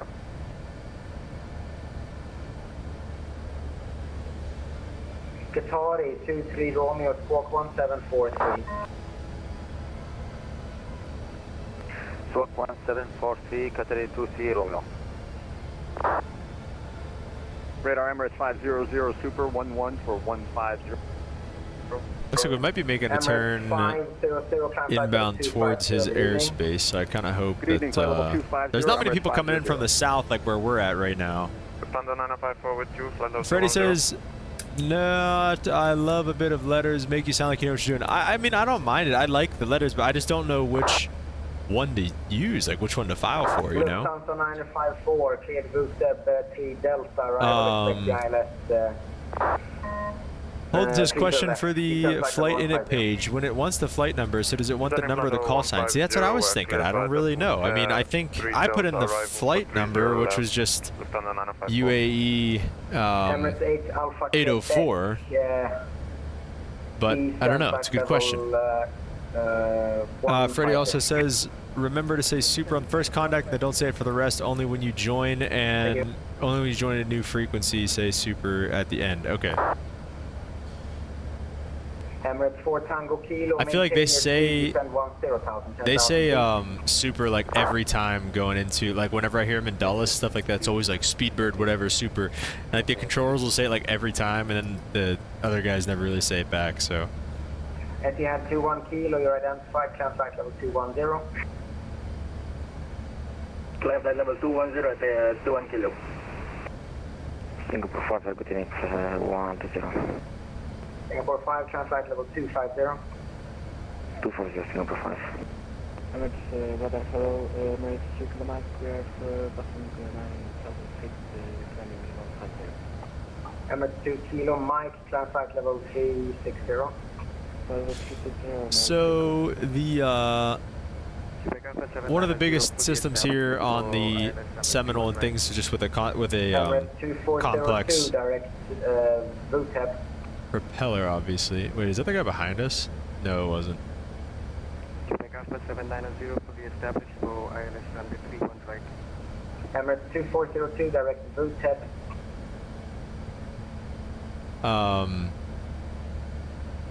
Lufthansa 9054 C250. Yeah, so is the propeller system though. That's a big thing with constant speed and yeah, constant speed props whenever you start flying them. Let's see. Counter rotating props provide a balance of thrust, climbing to the critical engine factor when operating engine in flight. Props are two-bladed, constant speed control, pitch, full feathering, horizontal props, prop pitch, controlled by an oil hub, spring, counterweights, and nitrogen pressure. That was not English. There's no way. So the prop is controlled by hub spring, which is always trying to oppose the flow of oil. Counterweights Emirates 2402 UAE, how do you reach? and nitrogen pressure. V25, Emirates 2402. Emirates 2402 direct route Governor tab. supply engine oil at various pressures to the prop hub to maintain constant RPM settings. Each governor controls engine Emirates 4 speed Tango Kilo, arrival by from varying the 49er. pitch of the prop to match the load torque on the engine in response to changing flight conditions. Hold on, I googled it, and Google says you enter the call sign on the flight init page. I wonder why that is. Yeah, I don't know. So like I said, like if your flight number was, you know, like I said, like Emirates 804, and then your flight number was, you know, 8 Charlie Kilo or something like that, you know. I don't know what the deal is there. QNH is 1015. Etihad 204 ready for process at Abu Dhabi's gate 62. Stand by.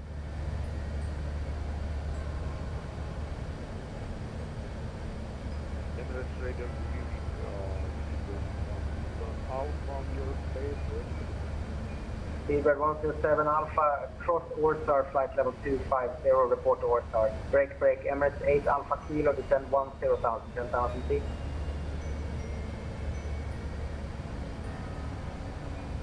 Emirates 8 Alpha Quebec, 10,000. 10,000, and who is calling for push? Etihad 204, we were going for push.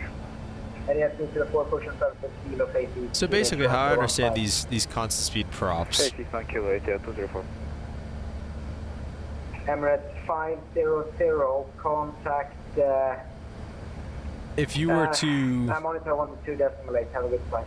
if you were to 122.8, send Emirates 500, so long. Take care. if you were to send the prop Singapore 5, 122.8, have a good one. full forward, you sent the Singapore 5, 128. prop handle all the way to the forward position, that would be a low pitch but high RPM. You're sending it to a high RPM state. You're essentially flooding navigation direct Canip at 1 Kilo. Emirates 8 Alpha Quebec. I think you're flooding the prop hub with oil and oil pressure down to 10. which happens because the flyweights spin to a certain degree and lift up. I think maybe push down. No, the flyweights spin faster and pick up the pilot valve, and then you have oil that goes through there. Then it goes to the prop hub, and then whenever you get to a certain point, then the flyweights will start spinning at the correct speed. They'll straighten out, and the pilot valve will drop down and kind of close off the flow of oil. If you wanted to slide the prop lever all the way back into like the, not quite the feather, but maybe the minimum position, you'd have a bunch of oil pressure leaving the prop hub, letting the props come back to a high pitch, low RPM state, and then, like I said, they'd come all the way back. Altitude 13,000 feet. QNH is 1015. Descending to 13,000 They come all the way back, and then what else? Sky Dubai 43, climb flight level 250. And then I think the flyweights would lower the pilot valve and then let oil come out. I think. Are you gonna change the time to IRL or push it back today? Says Freddie Burns. I don't know. Let's see. Or Viewers, I'm sorry, not Burns.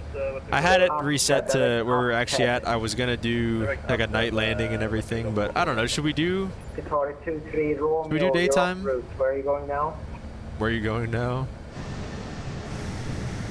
What is this? Little puddles? What is going on out here? Okay, was there a request at some point? I don't know. Should we do daytime or should we do nighttime? Emirates 224, boost up 3 Delta arrival, descent flight level 150. Descent level 150, boost up 3 Delta arrival, Emirates 24. Qatari 23 Romeo, proceed direct. Whatever you guys want, honestly. Proceed direct to Hamburg, Qatari 23 Romeo. Emirates 418, climb flight level 290. Flight level 290, Emirates 418.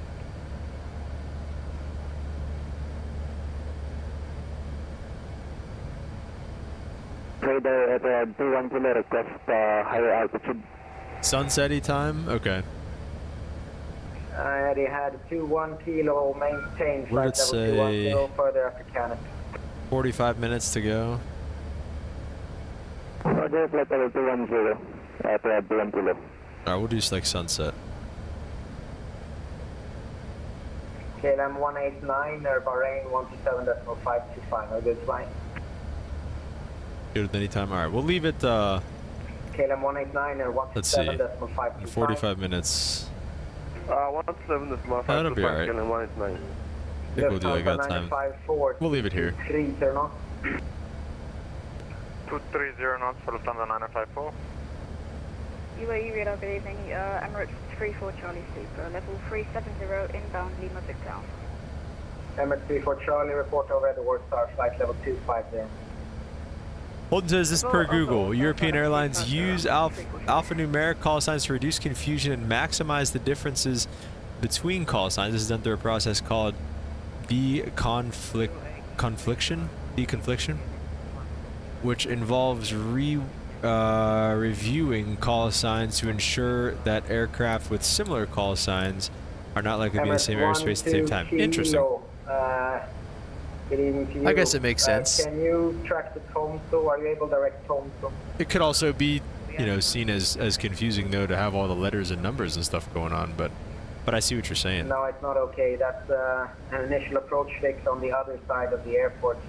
Emirates 12 kilo, turn left, heading 09 or 5 degrees, vector to boost 7.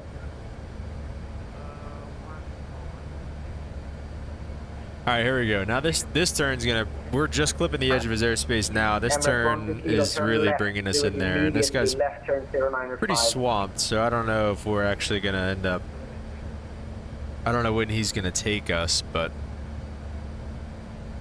Emirates 2402, contact arrival. It doesn't really look like we have a like top of descent.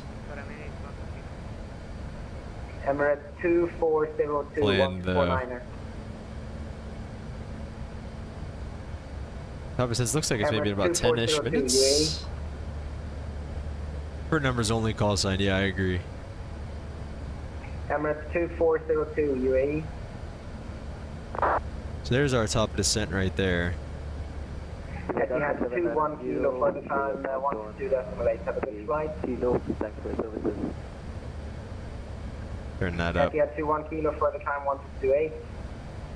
128, have a great night, sir. Western Global 1 Romeo Alpha for the time 1228. Bye. Lufthansa 954, descent 10,000, 10,000 feet. Descending to 10,000 feet, Lufthansa 954. Western Global 1 Romeo Alpha 1228. 1228, Western Global 1 Romeo Alpha. Radar, good evening, Emirates 374, 13,000 feet.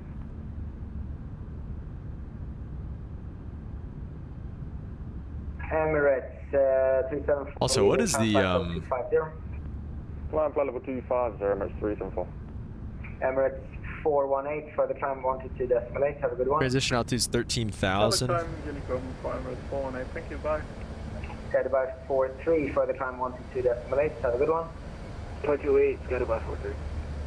Lufthansa 954, maintain the speed. Arrival 249er. 150. 149er for Lufthansa 954, thank you for your And it, service, does, it bye-bye. has both on there, so we'll see. I don't know what it's going to want us to actually do. I guess we can start kind of doing some of this stuff here. So let's go back to that perf page. We'll go approach. The wind was 350 at 8. At 8 knots. Outside air temperature was 32. QNH was 1014. Minimums on the approach are 260 feet, and transition was that there. So that all looks good. Emirates 2 kilo Mike. Mr. Emirates, what's up, man? No worries about being late, dude. This is your stream, man. This is right up your alley. I can't believe you're so late. No, I'm kidding. 175 to 5, Emirates, check the Max here. Seabird 107 Alpha, Blue Step 3 Delta, arrival, descent flight level 150. Blue Step 3 Delta, 150. Emirates 224, speed 300 knots. Alright, so let's see if I can kind of check in with him here. Seabird 107 Alpha, speed 270 knots.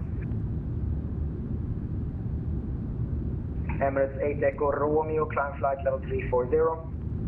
Climb flight level 340, Emirates 8 Echo Romeo. Seabird 107 Alpha, speed 270 knots. Seabird 107 Alpha, UAE. Seabird 107 Alpha, go ahead. Please listen out, speed 270 knots, 270 knots, please. Emirates 839er, UAE.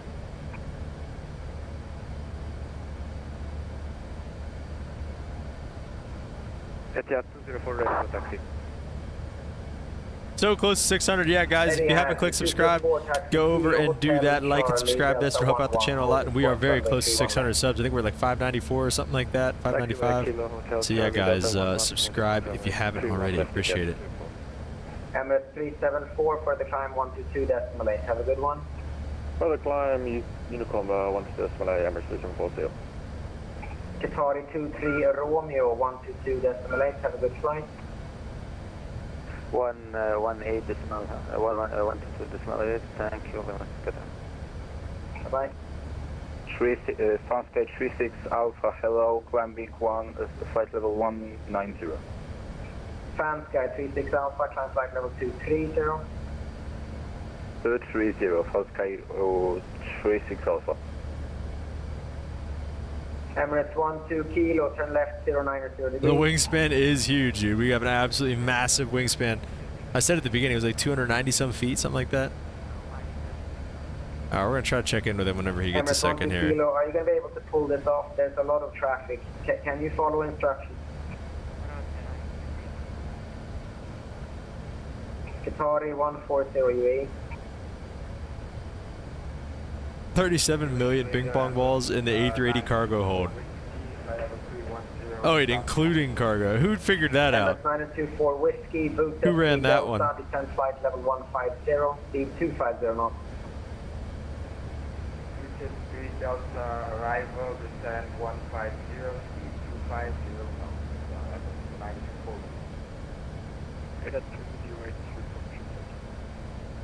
Etihad 208, push and start approved, kilo face east, QNH 1015.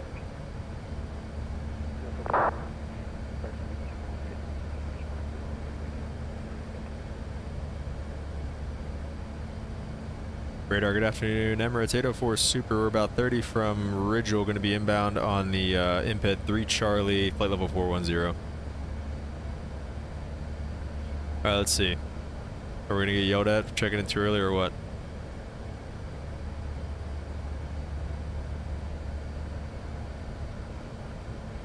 Stand by. Yeah, we take easy the Emirates 6 Charlie, November, Football 3. Yeah, right. That's what I'm saying. Holden said I need to see evidence. Imagine open the door, ping pong balls go everywhere. Who ran that? Who ran that experiment? Emirates 6 Charlie, November, Bookset 3 Delta, descent flight level 150, speed 250 knots. VTEP 3 Delta to top of 150, the speed 250 knots, Emirates 6 Charlie, November. Seabird 107 Alpha, descend altitude 13,000 feet on QNH 1015. Descend to altitude 13,006, QNH 105, just 107 Alpha. Emirates 34 Charlie, Bookset 3 Delta, arrival, descent flight level 150, speed 250 knots.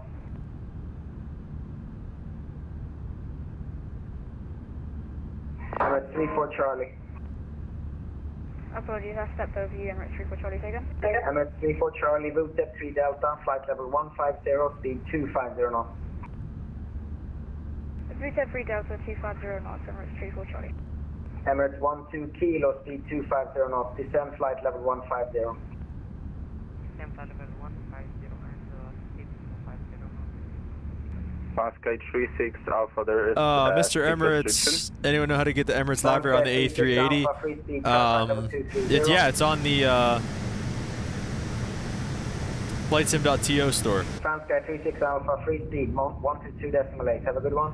It's on the flightsim.to store. If you just search up A380 and just scroll through it, you'll find the Emirates library. Emirates 209, Freddie Viewers, welcome back. 17525, Emirates 209 has view. Emirates 860, request descent. Emirates 860, let me find you first.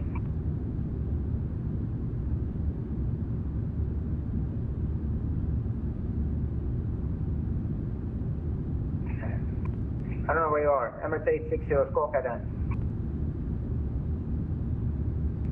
Skåka then, Emirates 860. Emirates 860, we haven't spoken yet. Squawk 6002, 6002, descent flight level 160, level by lower rate. Squawk 6002 and descent 130, level by raw, Emirates 160, level by lower rate. Brakes, brake, Emirates 12 Kilo, turn right, heading 110 degrees. Emirates 34 Charlie, descend immediately, expedite descent, flight level 150, descend now. Descent flight level 150, Emirates 34 Charlie. Emirates 860, flight level 160 to be level by lower rate. 160 to be level to lower rate, Emirates 860 rappels. Qatari 140 UAE. Qatari 140 UAE.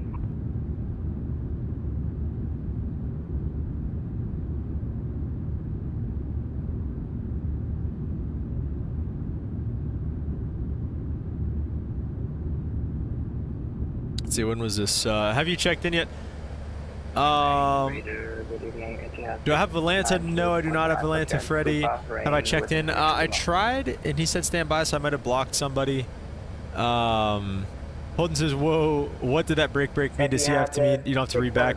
Yeah, pretty much. Like, if he says break, that means he's done talking to you, and then he's going to go and talk to somebody else now because there's something else going on. So like he gave the other guy a heading, which I would assume would be a heading onto the approach or vector for the descent or something like that, or maybe there was some sort of conflict. He said, you know, turn immediately. So it's something controllers do whenever they're really busy, and he knows that somebody's gonna try to get a word in. Like, so like, if you know, if you don't hear the break, as soon as he stops talking, like let's say I really needed to say something, I'd be trying to queue up. I'd be trying to queue up like as soon as I hear him stop talking. So the fact that he can just say break, and that like everybody knows now, like okay, nobody's saying anything else. He's still yapping. So we're gonna start our descent here shortly.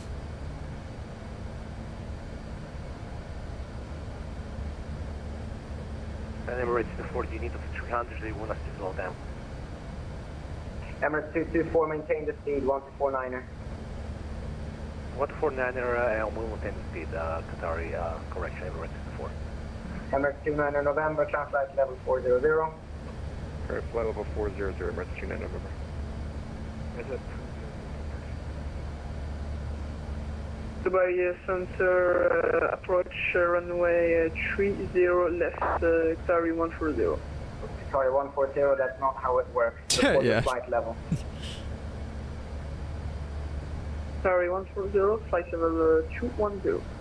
Qatari 140, clear to step 3 Delta arrival, descend flight level 150. Qatari 140, descent level 140, please repeat.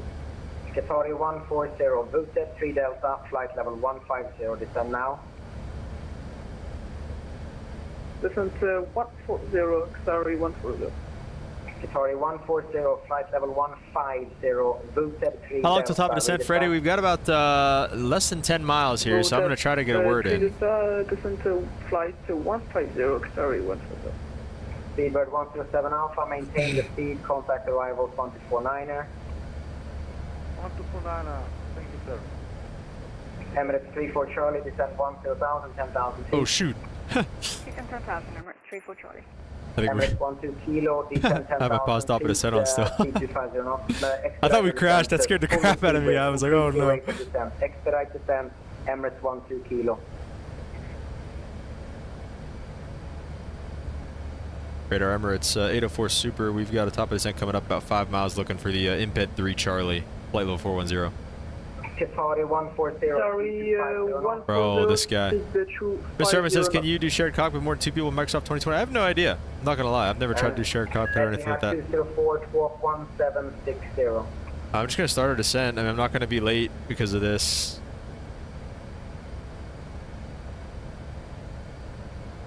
Radar Emirates 804 Super, flight level 410. Emirates 542, climb flight level 250. Hello, am I like? Up 250, 122.8, good evening, Emirates 542. Emirates 804, Thank you. 6014, descend flight level 150. All right, 6014-150, Emirates 804. Okay, 6014. Imped 3 Charlie, thanks, Emirates 804. And then descend via... Alright, finally. Speed brake, increase the rate of descent. Pull the speed brake. He's showing this guy to fly now. Okay, 150 on the descent, and then let's go to the... I think you can go to the squawk. Let's go 6014, right? He said 6014. Anybody? Blocked. That's what I'm saying. Freddie, no more flights today. We will do another flight. Like I said, the next flight we do is going to be that actual long haul that we're going to do. No, you're not able to join an RMF star. Okay. So yeah, that's the squawk code then. Emirates 8 Echo Romeo, Bahrain 127525. Let's go back to VHF. Okay. Emirates 12 Kilo. I may be wrong. I want to say I've seen Jeff Fab make a video for an FO and pilot monitoring. That's interesting. I don't know. I've never seen that, but that would be really cool. The descent is really bad. It's really jumpy. Wow, yeah, 4,000 feet a minute. But I mean, hey, it's whatever works, I guess. Oh, there you go. Brake to vacate. That's cool. I've never seen that. Guess how many seats in the cockpit? Correct me wrong. Yeah, I don't know. I mean, I'm sure you probably could. There's 4 seats in this, so. I really don't know how that would work, honestly. Seatbelt signs, come back on. Everybody sit down back there. All right, flight level 150 now. We're gonna. I'm gonna. Probably descended at least 20. I'm gonna probably go 2,000 feet per minute for now. I mean, that's a pretty 1,000 feet a minute, 1,500 feet a minute is pretty standard. So we'll go with this for now. Emirates 6 Charlie November, 13,000 feet. UAE radar, good day, Emirates 802, with you, flight to 390, inbound aircraft. Emirates 802, squawk 6062, descent flight level 150, imped 3 Charlie arrival. Let's see if we can get a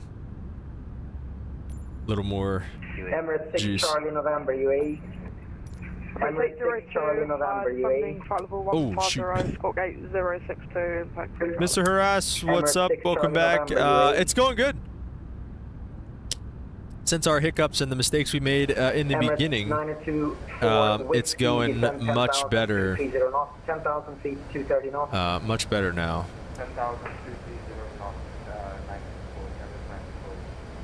94. Emirates 12 kilo, contact arrivals 124.9. Let's increase the rate of descent a little bit, because it says we're going to be at 15,000 at imped, which is the initial fix on the arrival. Emirates 12 kilo, advise And of your heading that he, will be vectored and that you are unable to in the imped, I'm sorry, it says we're going to be at about 15,000 at imped, and on the chart at least, it says we're supposed to be at imped at or below 12,000. So let's increase this rate of descent a little Emirates bit. 6 Charlie November, UAE. Mr. S says, wish you could have been more tuned in, but busy with errands and clean up your place all morning. Pronounce it perfectly the first time. You say the J? Okay, hard Jess. Okay, sounds good. Yeah, man, no worries. Like I said, in cruise, there's not really a whole heck of a lot going on. Just kind of yapping about some multi-engine stuff and everything. Catch the verse of the day. You guys did, as a matter of fact, I'll put it back up for a little bit. There's no 8 squawk 6062 and your imped 3 Charlie arrival, Emirates 806. Roger, squawk 062, impact 3 Charlie, Emirates 806. Emirates 804, descent 10,000, 10,000 feet. Down to 10,000, Emirates 804. All right, down to 10,000 now. We're gonna keep that descent rate coming because I think he sees that we're probably not gonna be at we're not gonna be at 15,000 for a little bit, so we're just gonna keep the descent rate going, and unless he tells us otherwise. 2,500. I mean, that's pretty, you know, respectable. Like in Dulles, at least, whenever they have these guys coming down the arrivals and stuff like that, if they need them to do anything else, they'll say like, hey, you know, descend at 2,000 feet a minute or greater, descend 2,500 feet a minute or greater. And that's if they want them to kind of stretch it a little bit. And we're doing 2,500 feet now as standard for them, so we should be okay with that. Holden says the add-on says multiple people, so it looks like you can do more than 2. And Freddie says CL is better to be lower than higher. Yeah, for sure. I mean, as long as there's no really mountains in the way, which other than this, I don't think there really are many here in the United Arab Emirates. It's usually pretty flat and deserty, I think, so yeah, we'll get down. Etihad 692, somebody let me find you. Emirates 818, can you spin squawk 6005? Holden says I'm excited for them to introduce a shared cockpit in 2024 natively. Yeah, that's definitely exciting. I've never done anything like that though before, so that'd be cool to get into a little bit. Emirates 808,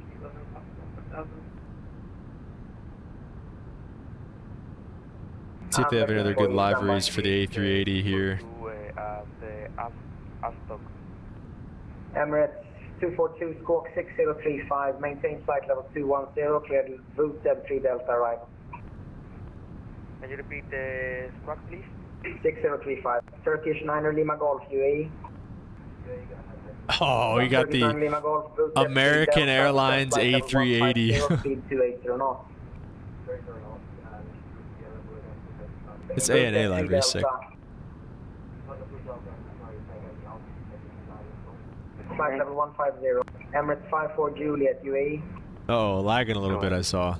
Emirates 54 Juliet. I probably shouldn't be downloading stuff in the background while we're flying the A380, but... Oh, yeah, it's probably the last time we're going to do that. This Qantas library, did I download this? No, I didn't. I definitely want to do some Qantas flights, too. That'd be sick. Emirates 818, squawk 6065. Sus Air. Ooh, Etihad, that's a sick one. Yeah, there's a couple that I want to download on here for sure. I love how quick, like, you're getting all of a sudden, you're getting all these freaking libraries and stuff. Let's see.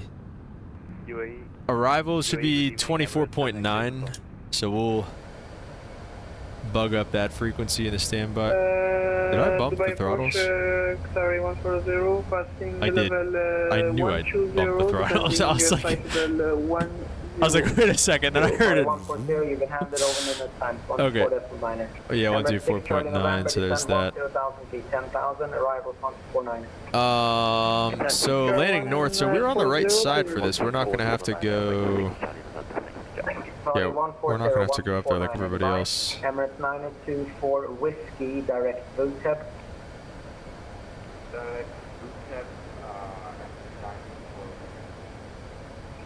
Emirates 59 Tango UAE. 40, thank you, bye-bye, Salamai. Emirates 59 Tango UAE. So I got 24.9, and then tower is going to be on 1875. Emirates 7 X-ray uniform UAE. That's interesting. I wonder, this guy filed, this guy did the same thing that we did, this Emirates 860. And he's way closer to the airport. Look, honestly though. Can I have expected runway and start for I don't know. Taxi panel check.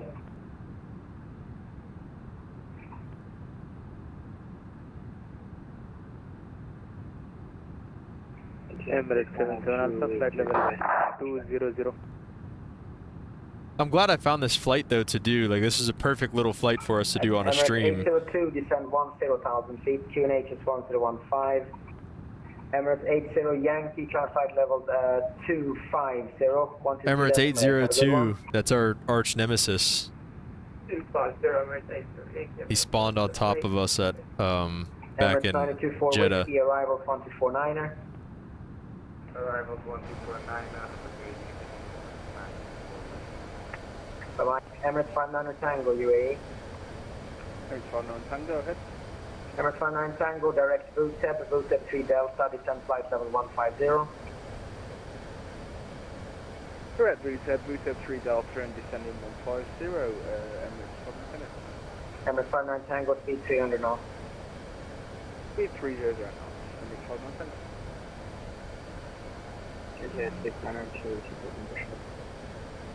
Etihad 692, push onto the taxiway behind you, facing QNH 1015. Return to the taxiway behind you, facing east, QNH 1015, Etihad 692. Emirates 448, passing level 120. Emirates 448, good evening, climb flight level 250. Flight level 250, Emirates 448. Emirates 77 Alpha, flight level 200. Locked.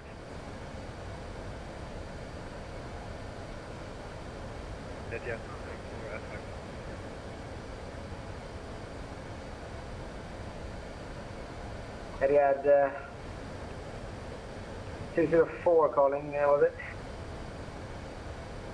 Etihad 204, there you are, climb flight level 210 on this trip. Flight on this.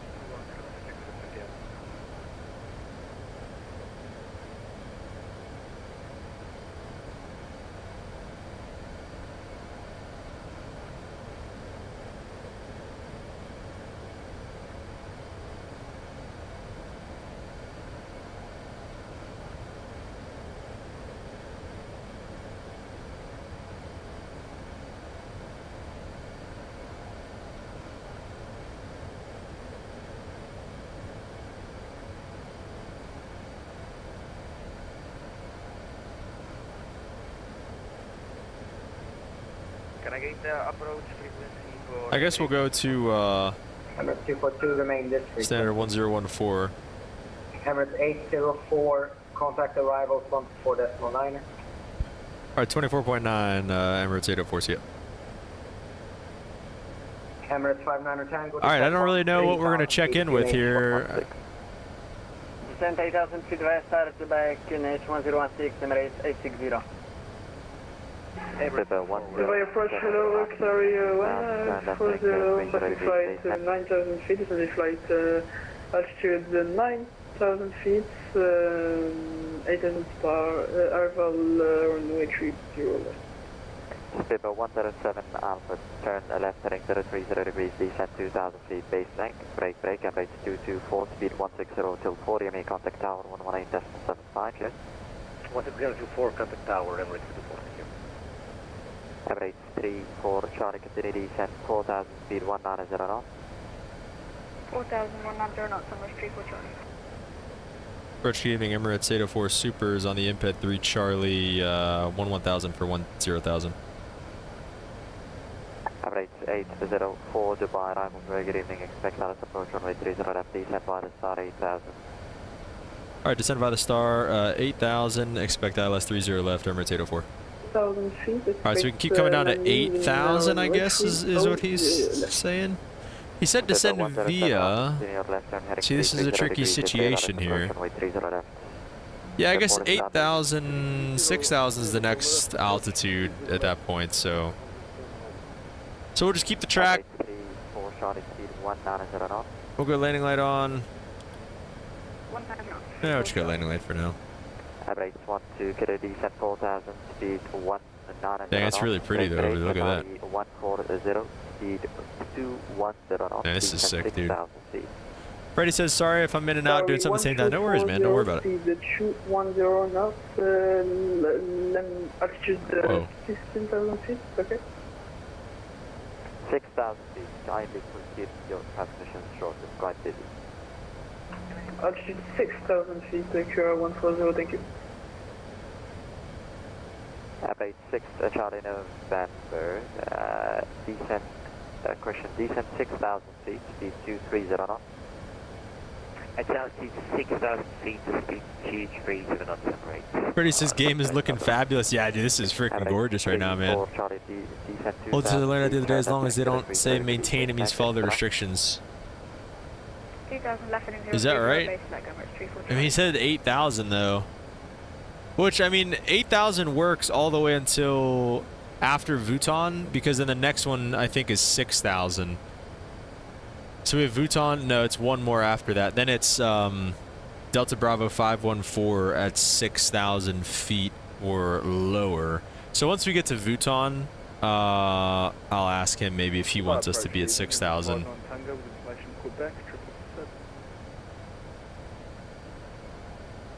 Emirates 12, get a continue descent 4,000, turn right heading 210 degrees, base length.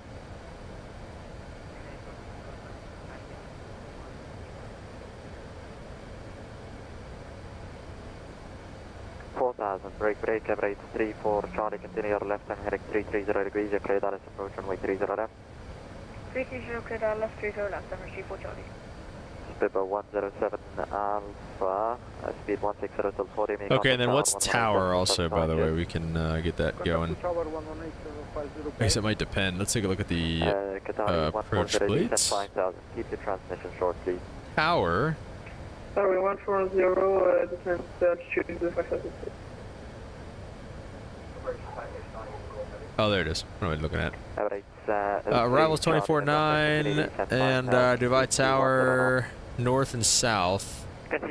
So I guess we'd be on the south side of the field, technically. Or is that not? Emirates 860 descent 6,000 speed 190 knots. I don't know. We're going to be on, what are my options here? Either 1875 or 1955. I don't know. Let's take a look. 860 descent 6,000 speed 190 knots. Brake, Emirates 12, kilo turn right heading 270 degrees. Declare that as approach runway 30 left. Tower is said to be on 1875. Looks like that's the only one that's up. So we'll just kind of. Qatari 140 speed 190 descent 4,000 speed. Sorry, 118.75. VHF 1 standby reverted previous entry. 4,000 speed 190 knots. Box 6014. Okay, look good. Sorry, 140, descent 4,000 Holds is still a noob, so I could be completely wrong and misunderstood. Yeah, I don't know. I mean, it depends. I mean, yeah, obviously. I don't know. I've never heard him just say 8,000 like that. Usually they would say descend and maintain. 1624, contact... If he said descend via the SID except maintain 8,000, that's a different thing too, but he just said descend via the Imped 3 Charlie 8,000, so I don't really know. It's kind of vague, you know. If you, like you said, if he would have said descend and maintain, if he would have said, you know, something else, would have been a little bit easier, but we'll see. Very good evening, Emirates 802 with you, follow 100 inbound now, mate. Emirates 802, Dubai arrivals, hello, continue descent 1,000 feet, expect that approach runway 30 left, break. Emirates 924 Whiskey, descent 6,000, speed 210 knots. Descent 6,000, speed 210 and maximum. Sorry, 140, contact which center? Qatari 140, you were not called 30, listen for the call sign, maintain. Alright, let's see. This one's supposed to be below 6,000, so I'll ask him here. I mean, not that we can't get below 6,000. I mean, there's so many fixes and so much distance to cover. Oh. 210 knots, 4,000 feet, Emirates 804. There you go. That makes it easy for us. So let's take it down to 210, and then we'll try to slow for that first. We'll get a little bit of speed break out. Oh yeah. 4,000 feet, the speed 19 is about 6 Charlie November. Oh yeah, look at the speed brakes. Oh yeah, we're already at 210. That was fast. Might need to start going with flaps here soon. Okay, and then 4,000 feet. Let's go ahead with vertical speed. We'll go like a 1,500 feet per minute, maybe. We'll see what we can hold 210 with. Holden says that makes sense. VATSIM is so confusing. Yeah, it can be. I mean, it's just like real life controllers. I mean, that's exactly what I would have done in real life. And I kind of expected him. I expected him to say descend and maintain something else, right? Let's get a little bit of speed break out here so we can keep that. Actually, let's see if 1,000 feet a minute works without having to use speed brake. But I expected him to say, you know, descend and maintain something by this point. And if not, I was just going to queue up and say, hey, do you want us at 6,000 by this fix? Oop, I would have said, hey, do you want us at 6,000 by Delta Bravo 514? And then he would have either said yes or no or whatever. So that's what I would have done. And it's the same thing with real life. Mr. Harjas says, how busy is your schedule with being a commercial pilot? Last month was crazy. Last month it was absolutely crazy busy. I probably only had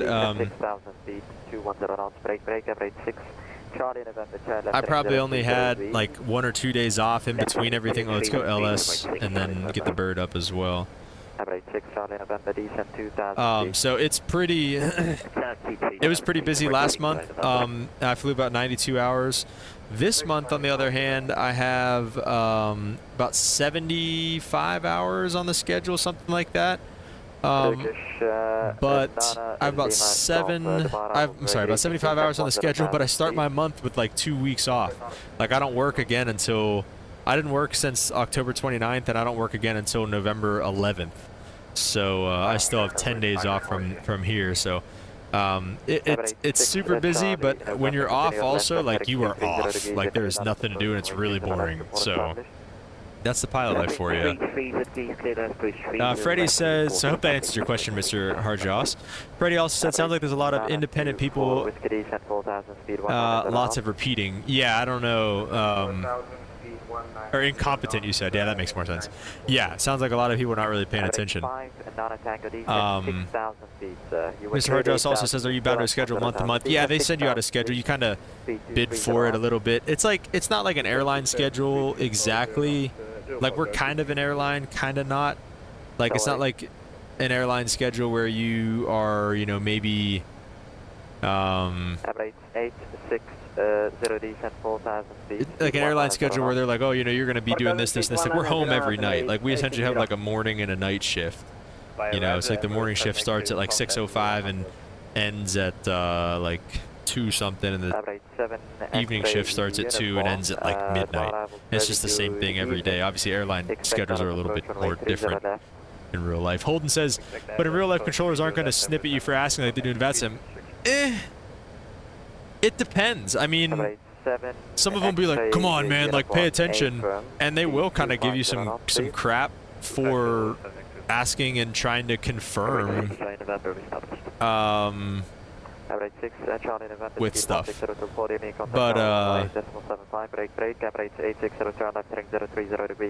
But usually they're pretty cool if you want to ask for confirmation. But if it's a guy busy like this, a lot of times they will get snippy. So yeah, Holden, they definitely, you're not exempt from getting snipped at. But it's getting snipped at is better than getting a pilot deviation.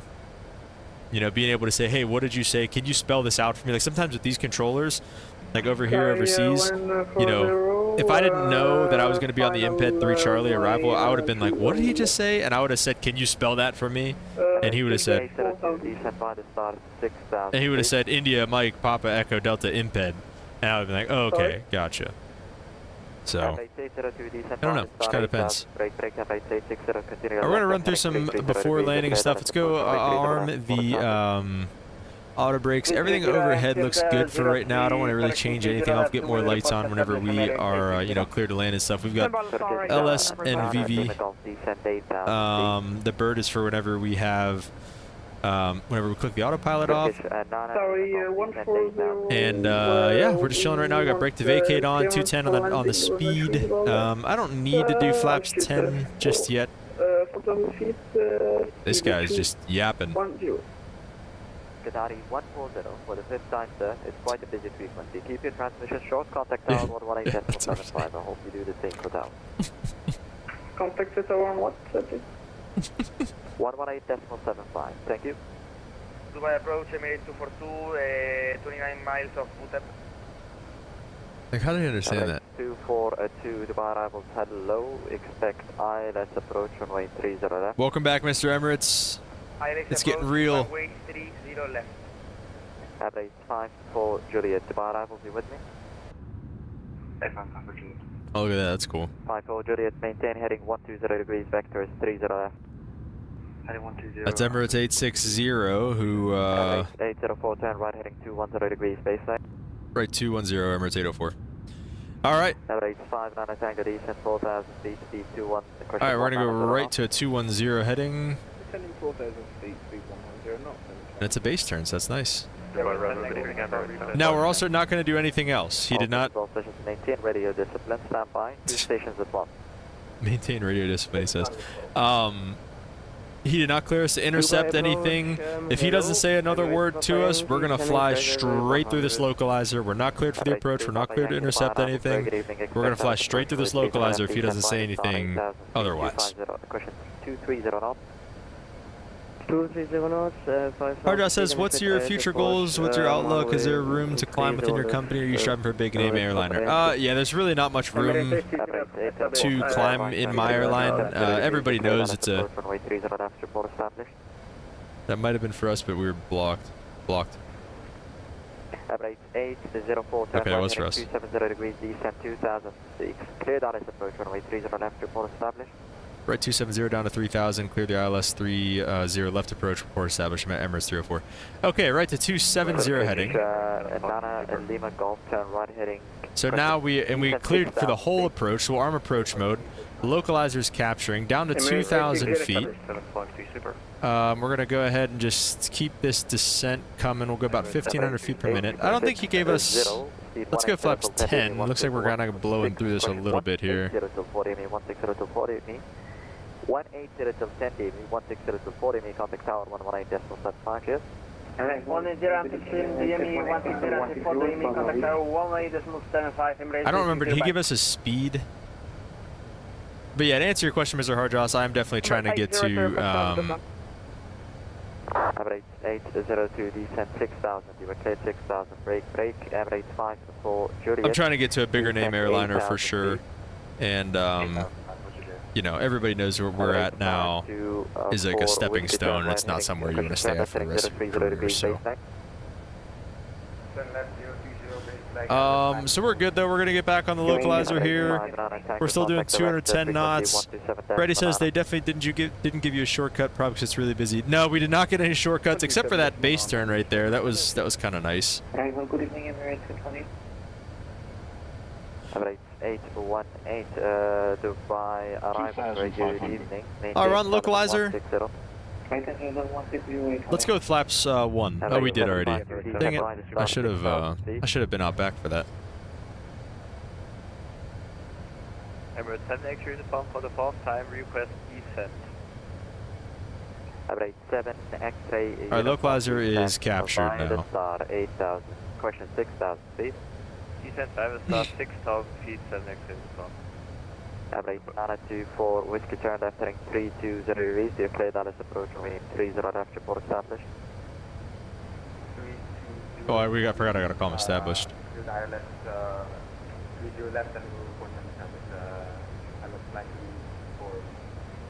Emirates 804 established, 30 left.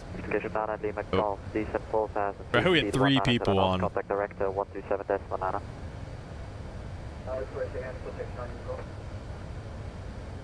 Emirates 804 established, 30 left.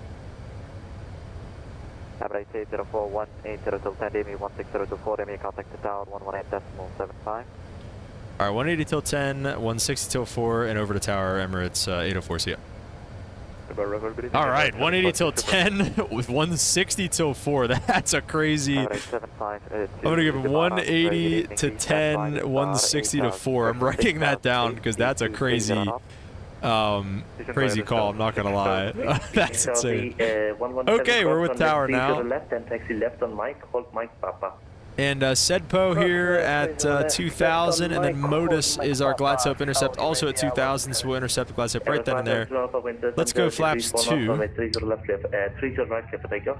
Woof! Listen to that. Woof!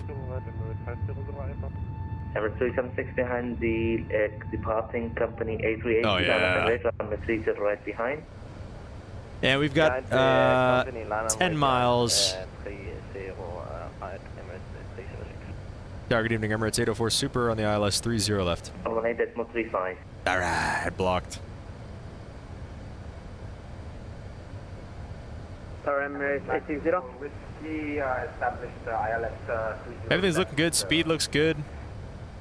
Under the glide slope, everything's looking really good right now. 24 Whiskey Yellow, continue operation number 3, wind 070 degrees, 4 knots, plan to gate left, kilo 8.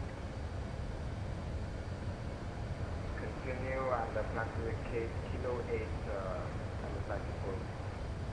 Tower Emirates 804 Super on the ILS 30 left. Degrees 4 knots, on the 30 left, let land, vacate left, kilo 8. He's giving people kilo 8s. Emirates 80 grand, clear stand, 30 left. Tower Emirates 804 Super on the ILS 30 left. Oh my gosh, bro, this is crazy. Right at Mike 1 for Alpha. We're gonna go gear down and start getting configured now. He gave us 160 till a 4-mile final. Tower Emirates 804 Super, ILS 30 left. Emirates 500 Alpha, Scott Machari, call departures 121, decimal 025. 11025. Go flaps 3. The 117 taxi point point, Mike 1 for Alpha, runway 30 right. Ground's 1835, so let's go ahead and set that up.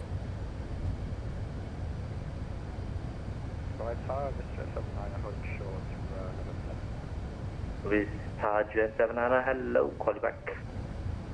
Tower Emirates 804 Super, ILS 30 left. Please.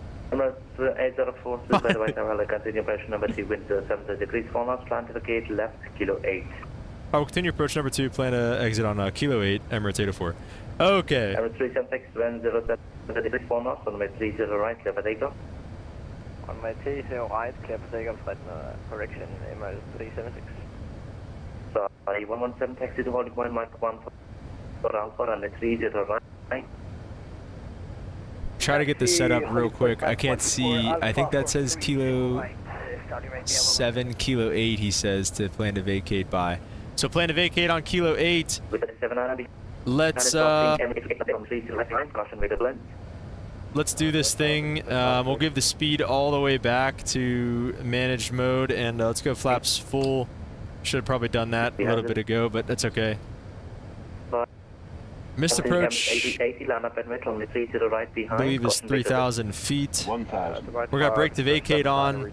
Landing checklist is landing no blue. We've got ground ready. We've got brake to vacate on Kilo 8. I don't know if we're going to make that. I have no idea if we're going to have reversers or not.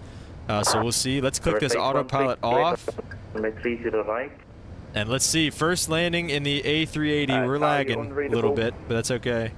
First landing in the A380. Let's see how we do here. Just 79 and behind departing through 89. It's touchy. On a flight from my 30 right. Uh-oh, what was that? Alright, 30 left, clear to land, Emirates 804. I see your PDC. I don't know why he DM'd me. 376, call departures, 121.025. Why did he sent me a thing? Did I miss it? Did I miss a call? Ready, check. Speedability 5. 5 by 5. 100 above. Cheers. Got descent coming. 295, hello, hold position. Oh shoot, I don't think I have like any lights on. Ooh, little steep, little steep. 295 behind the landing, Emirates A380, cross runway 30 left, then taxi left and Mike, hold at Mike 1 for Alpha, runway 30 right. Oh, I don't think I've... Oh, I did not flaring up there at all. Landing traffic, we got 30 left, Alright, let's get the reversers out. I don't think the reversers are really working. Kilo 8 is far enough out there though, we should be okay. Let's get our, like I said, let's get these lights on. Auto brake off. Okay, I think this is Kilo 9. I think Kilo 8's his next one. Yeah, it is. Okay. Alright, not bad. Did it go into reverse? Take off 30 right, the 79er. This guy hasn't gotten off yet. Was it butter? Maybe coconut oil? Flare and chop the speed at 40. Yeah, definitely got a flare sooner than I did there. All stations ready, check. 5.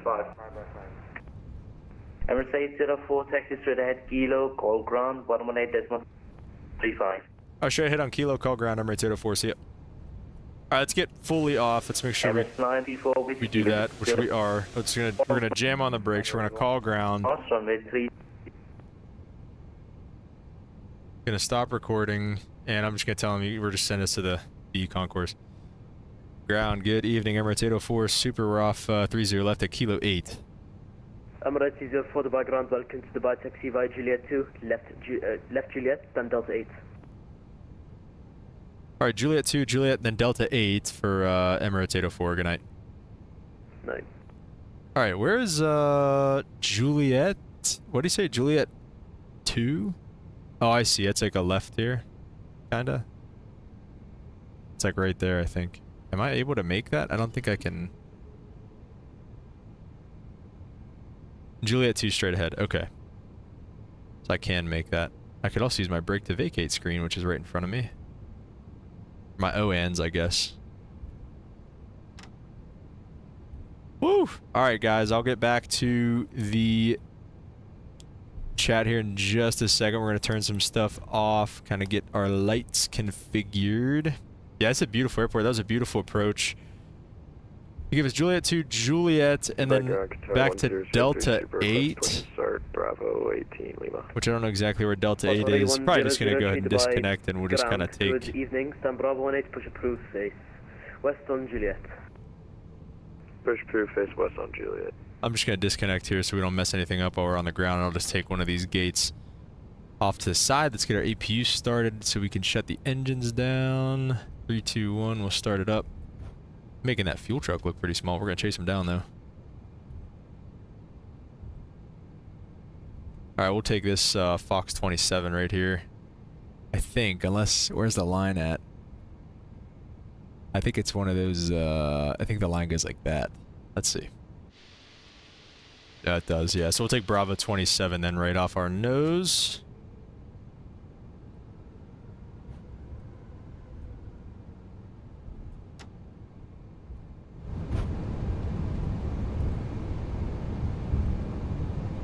Might be a tight turn. Considering we're basically flying, or basically taxiing an apartment complex. See, there's that nose gear coming all the way around.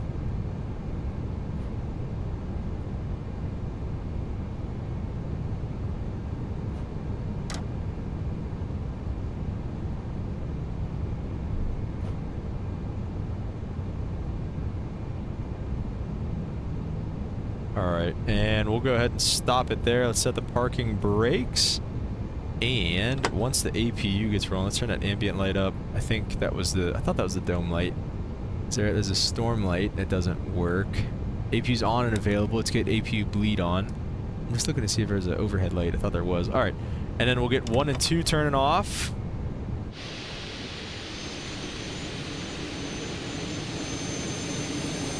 Oh shoot, my speed brakes. Oops.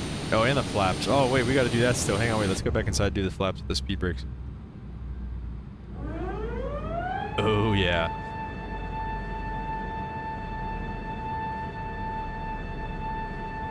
What did I miss here?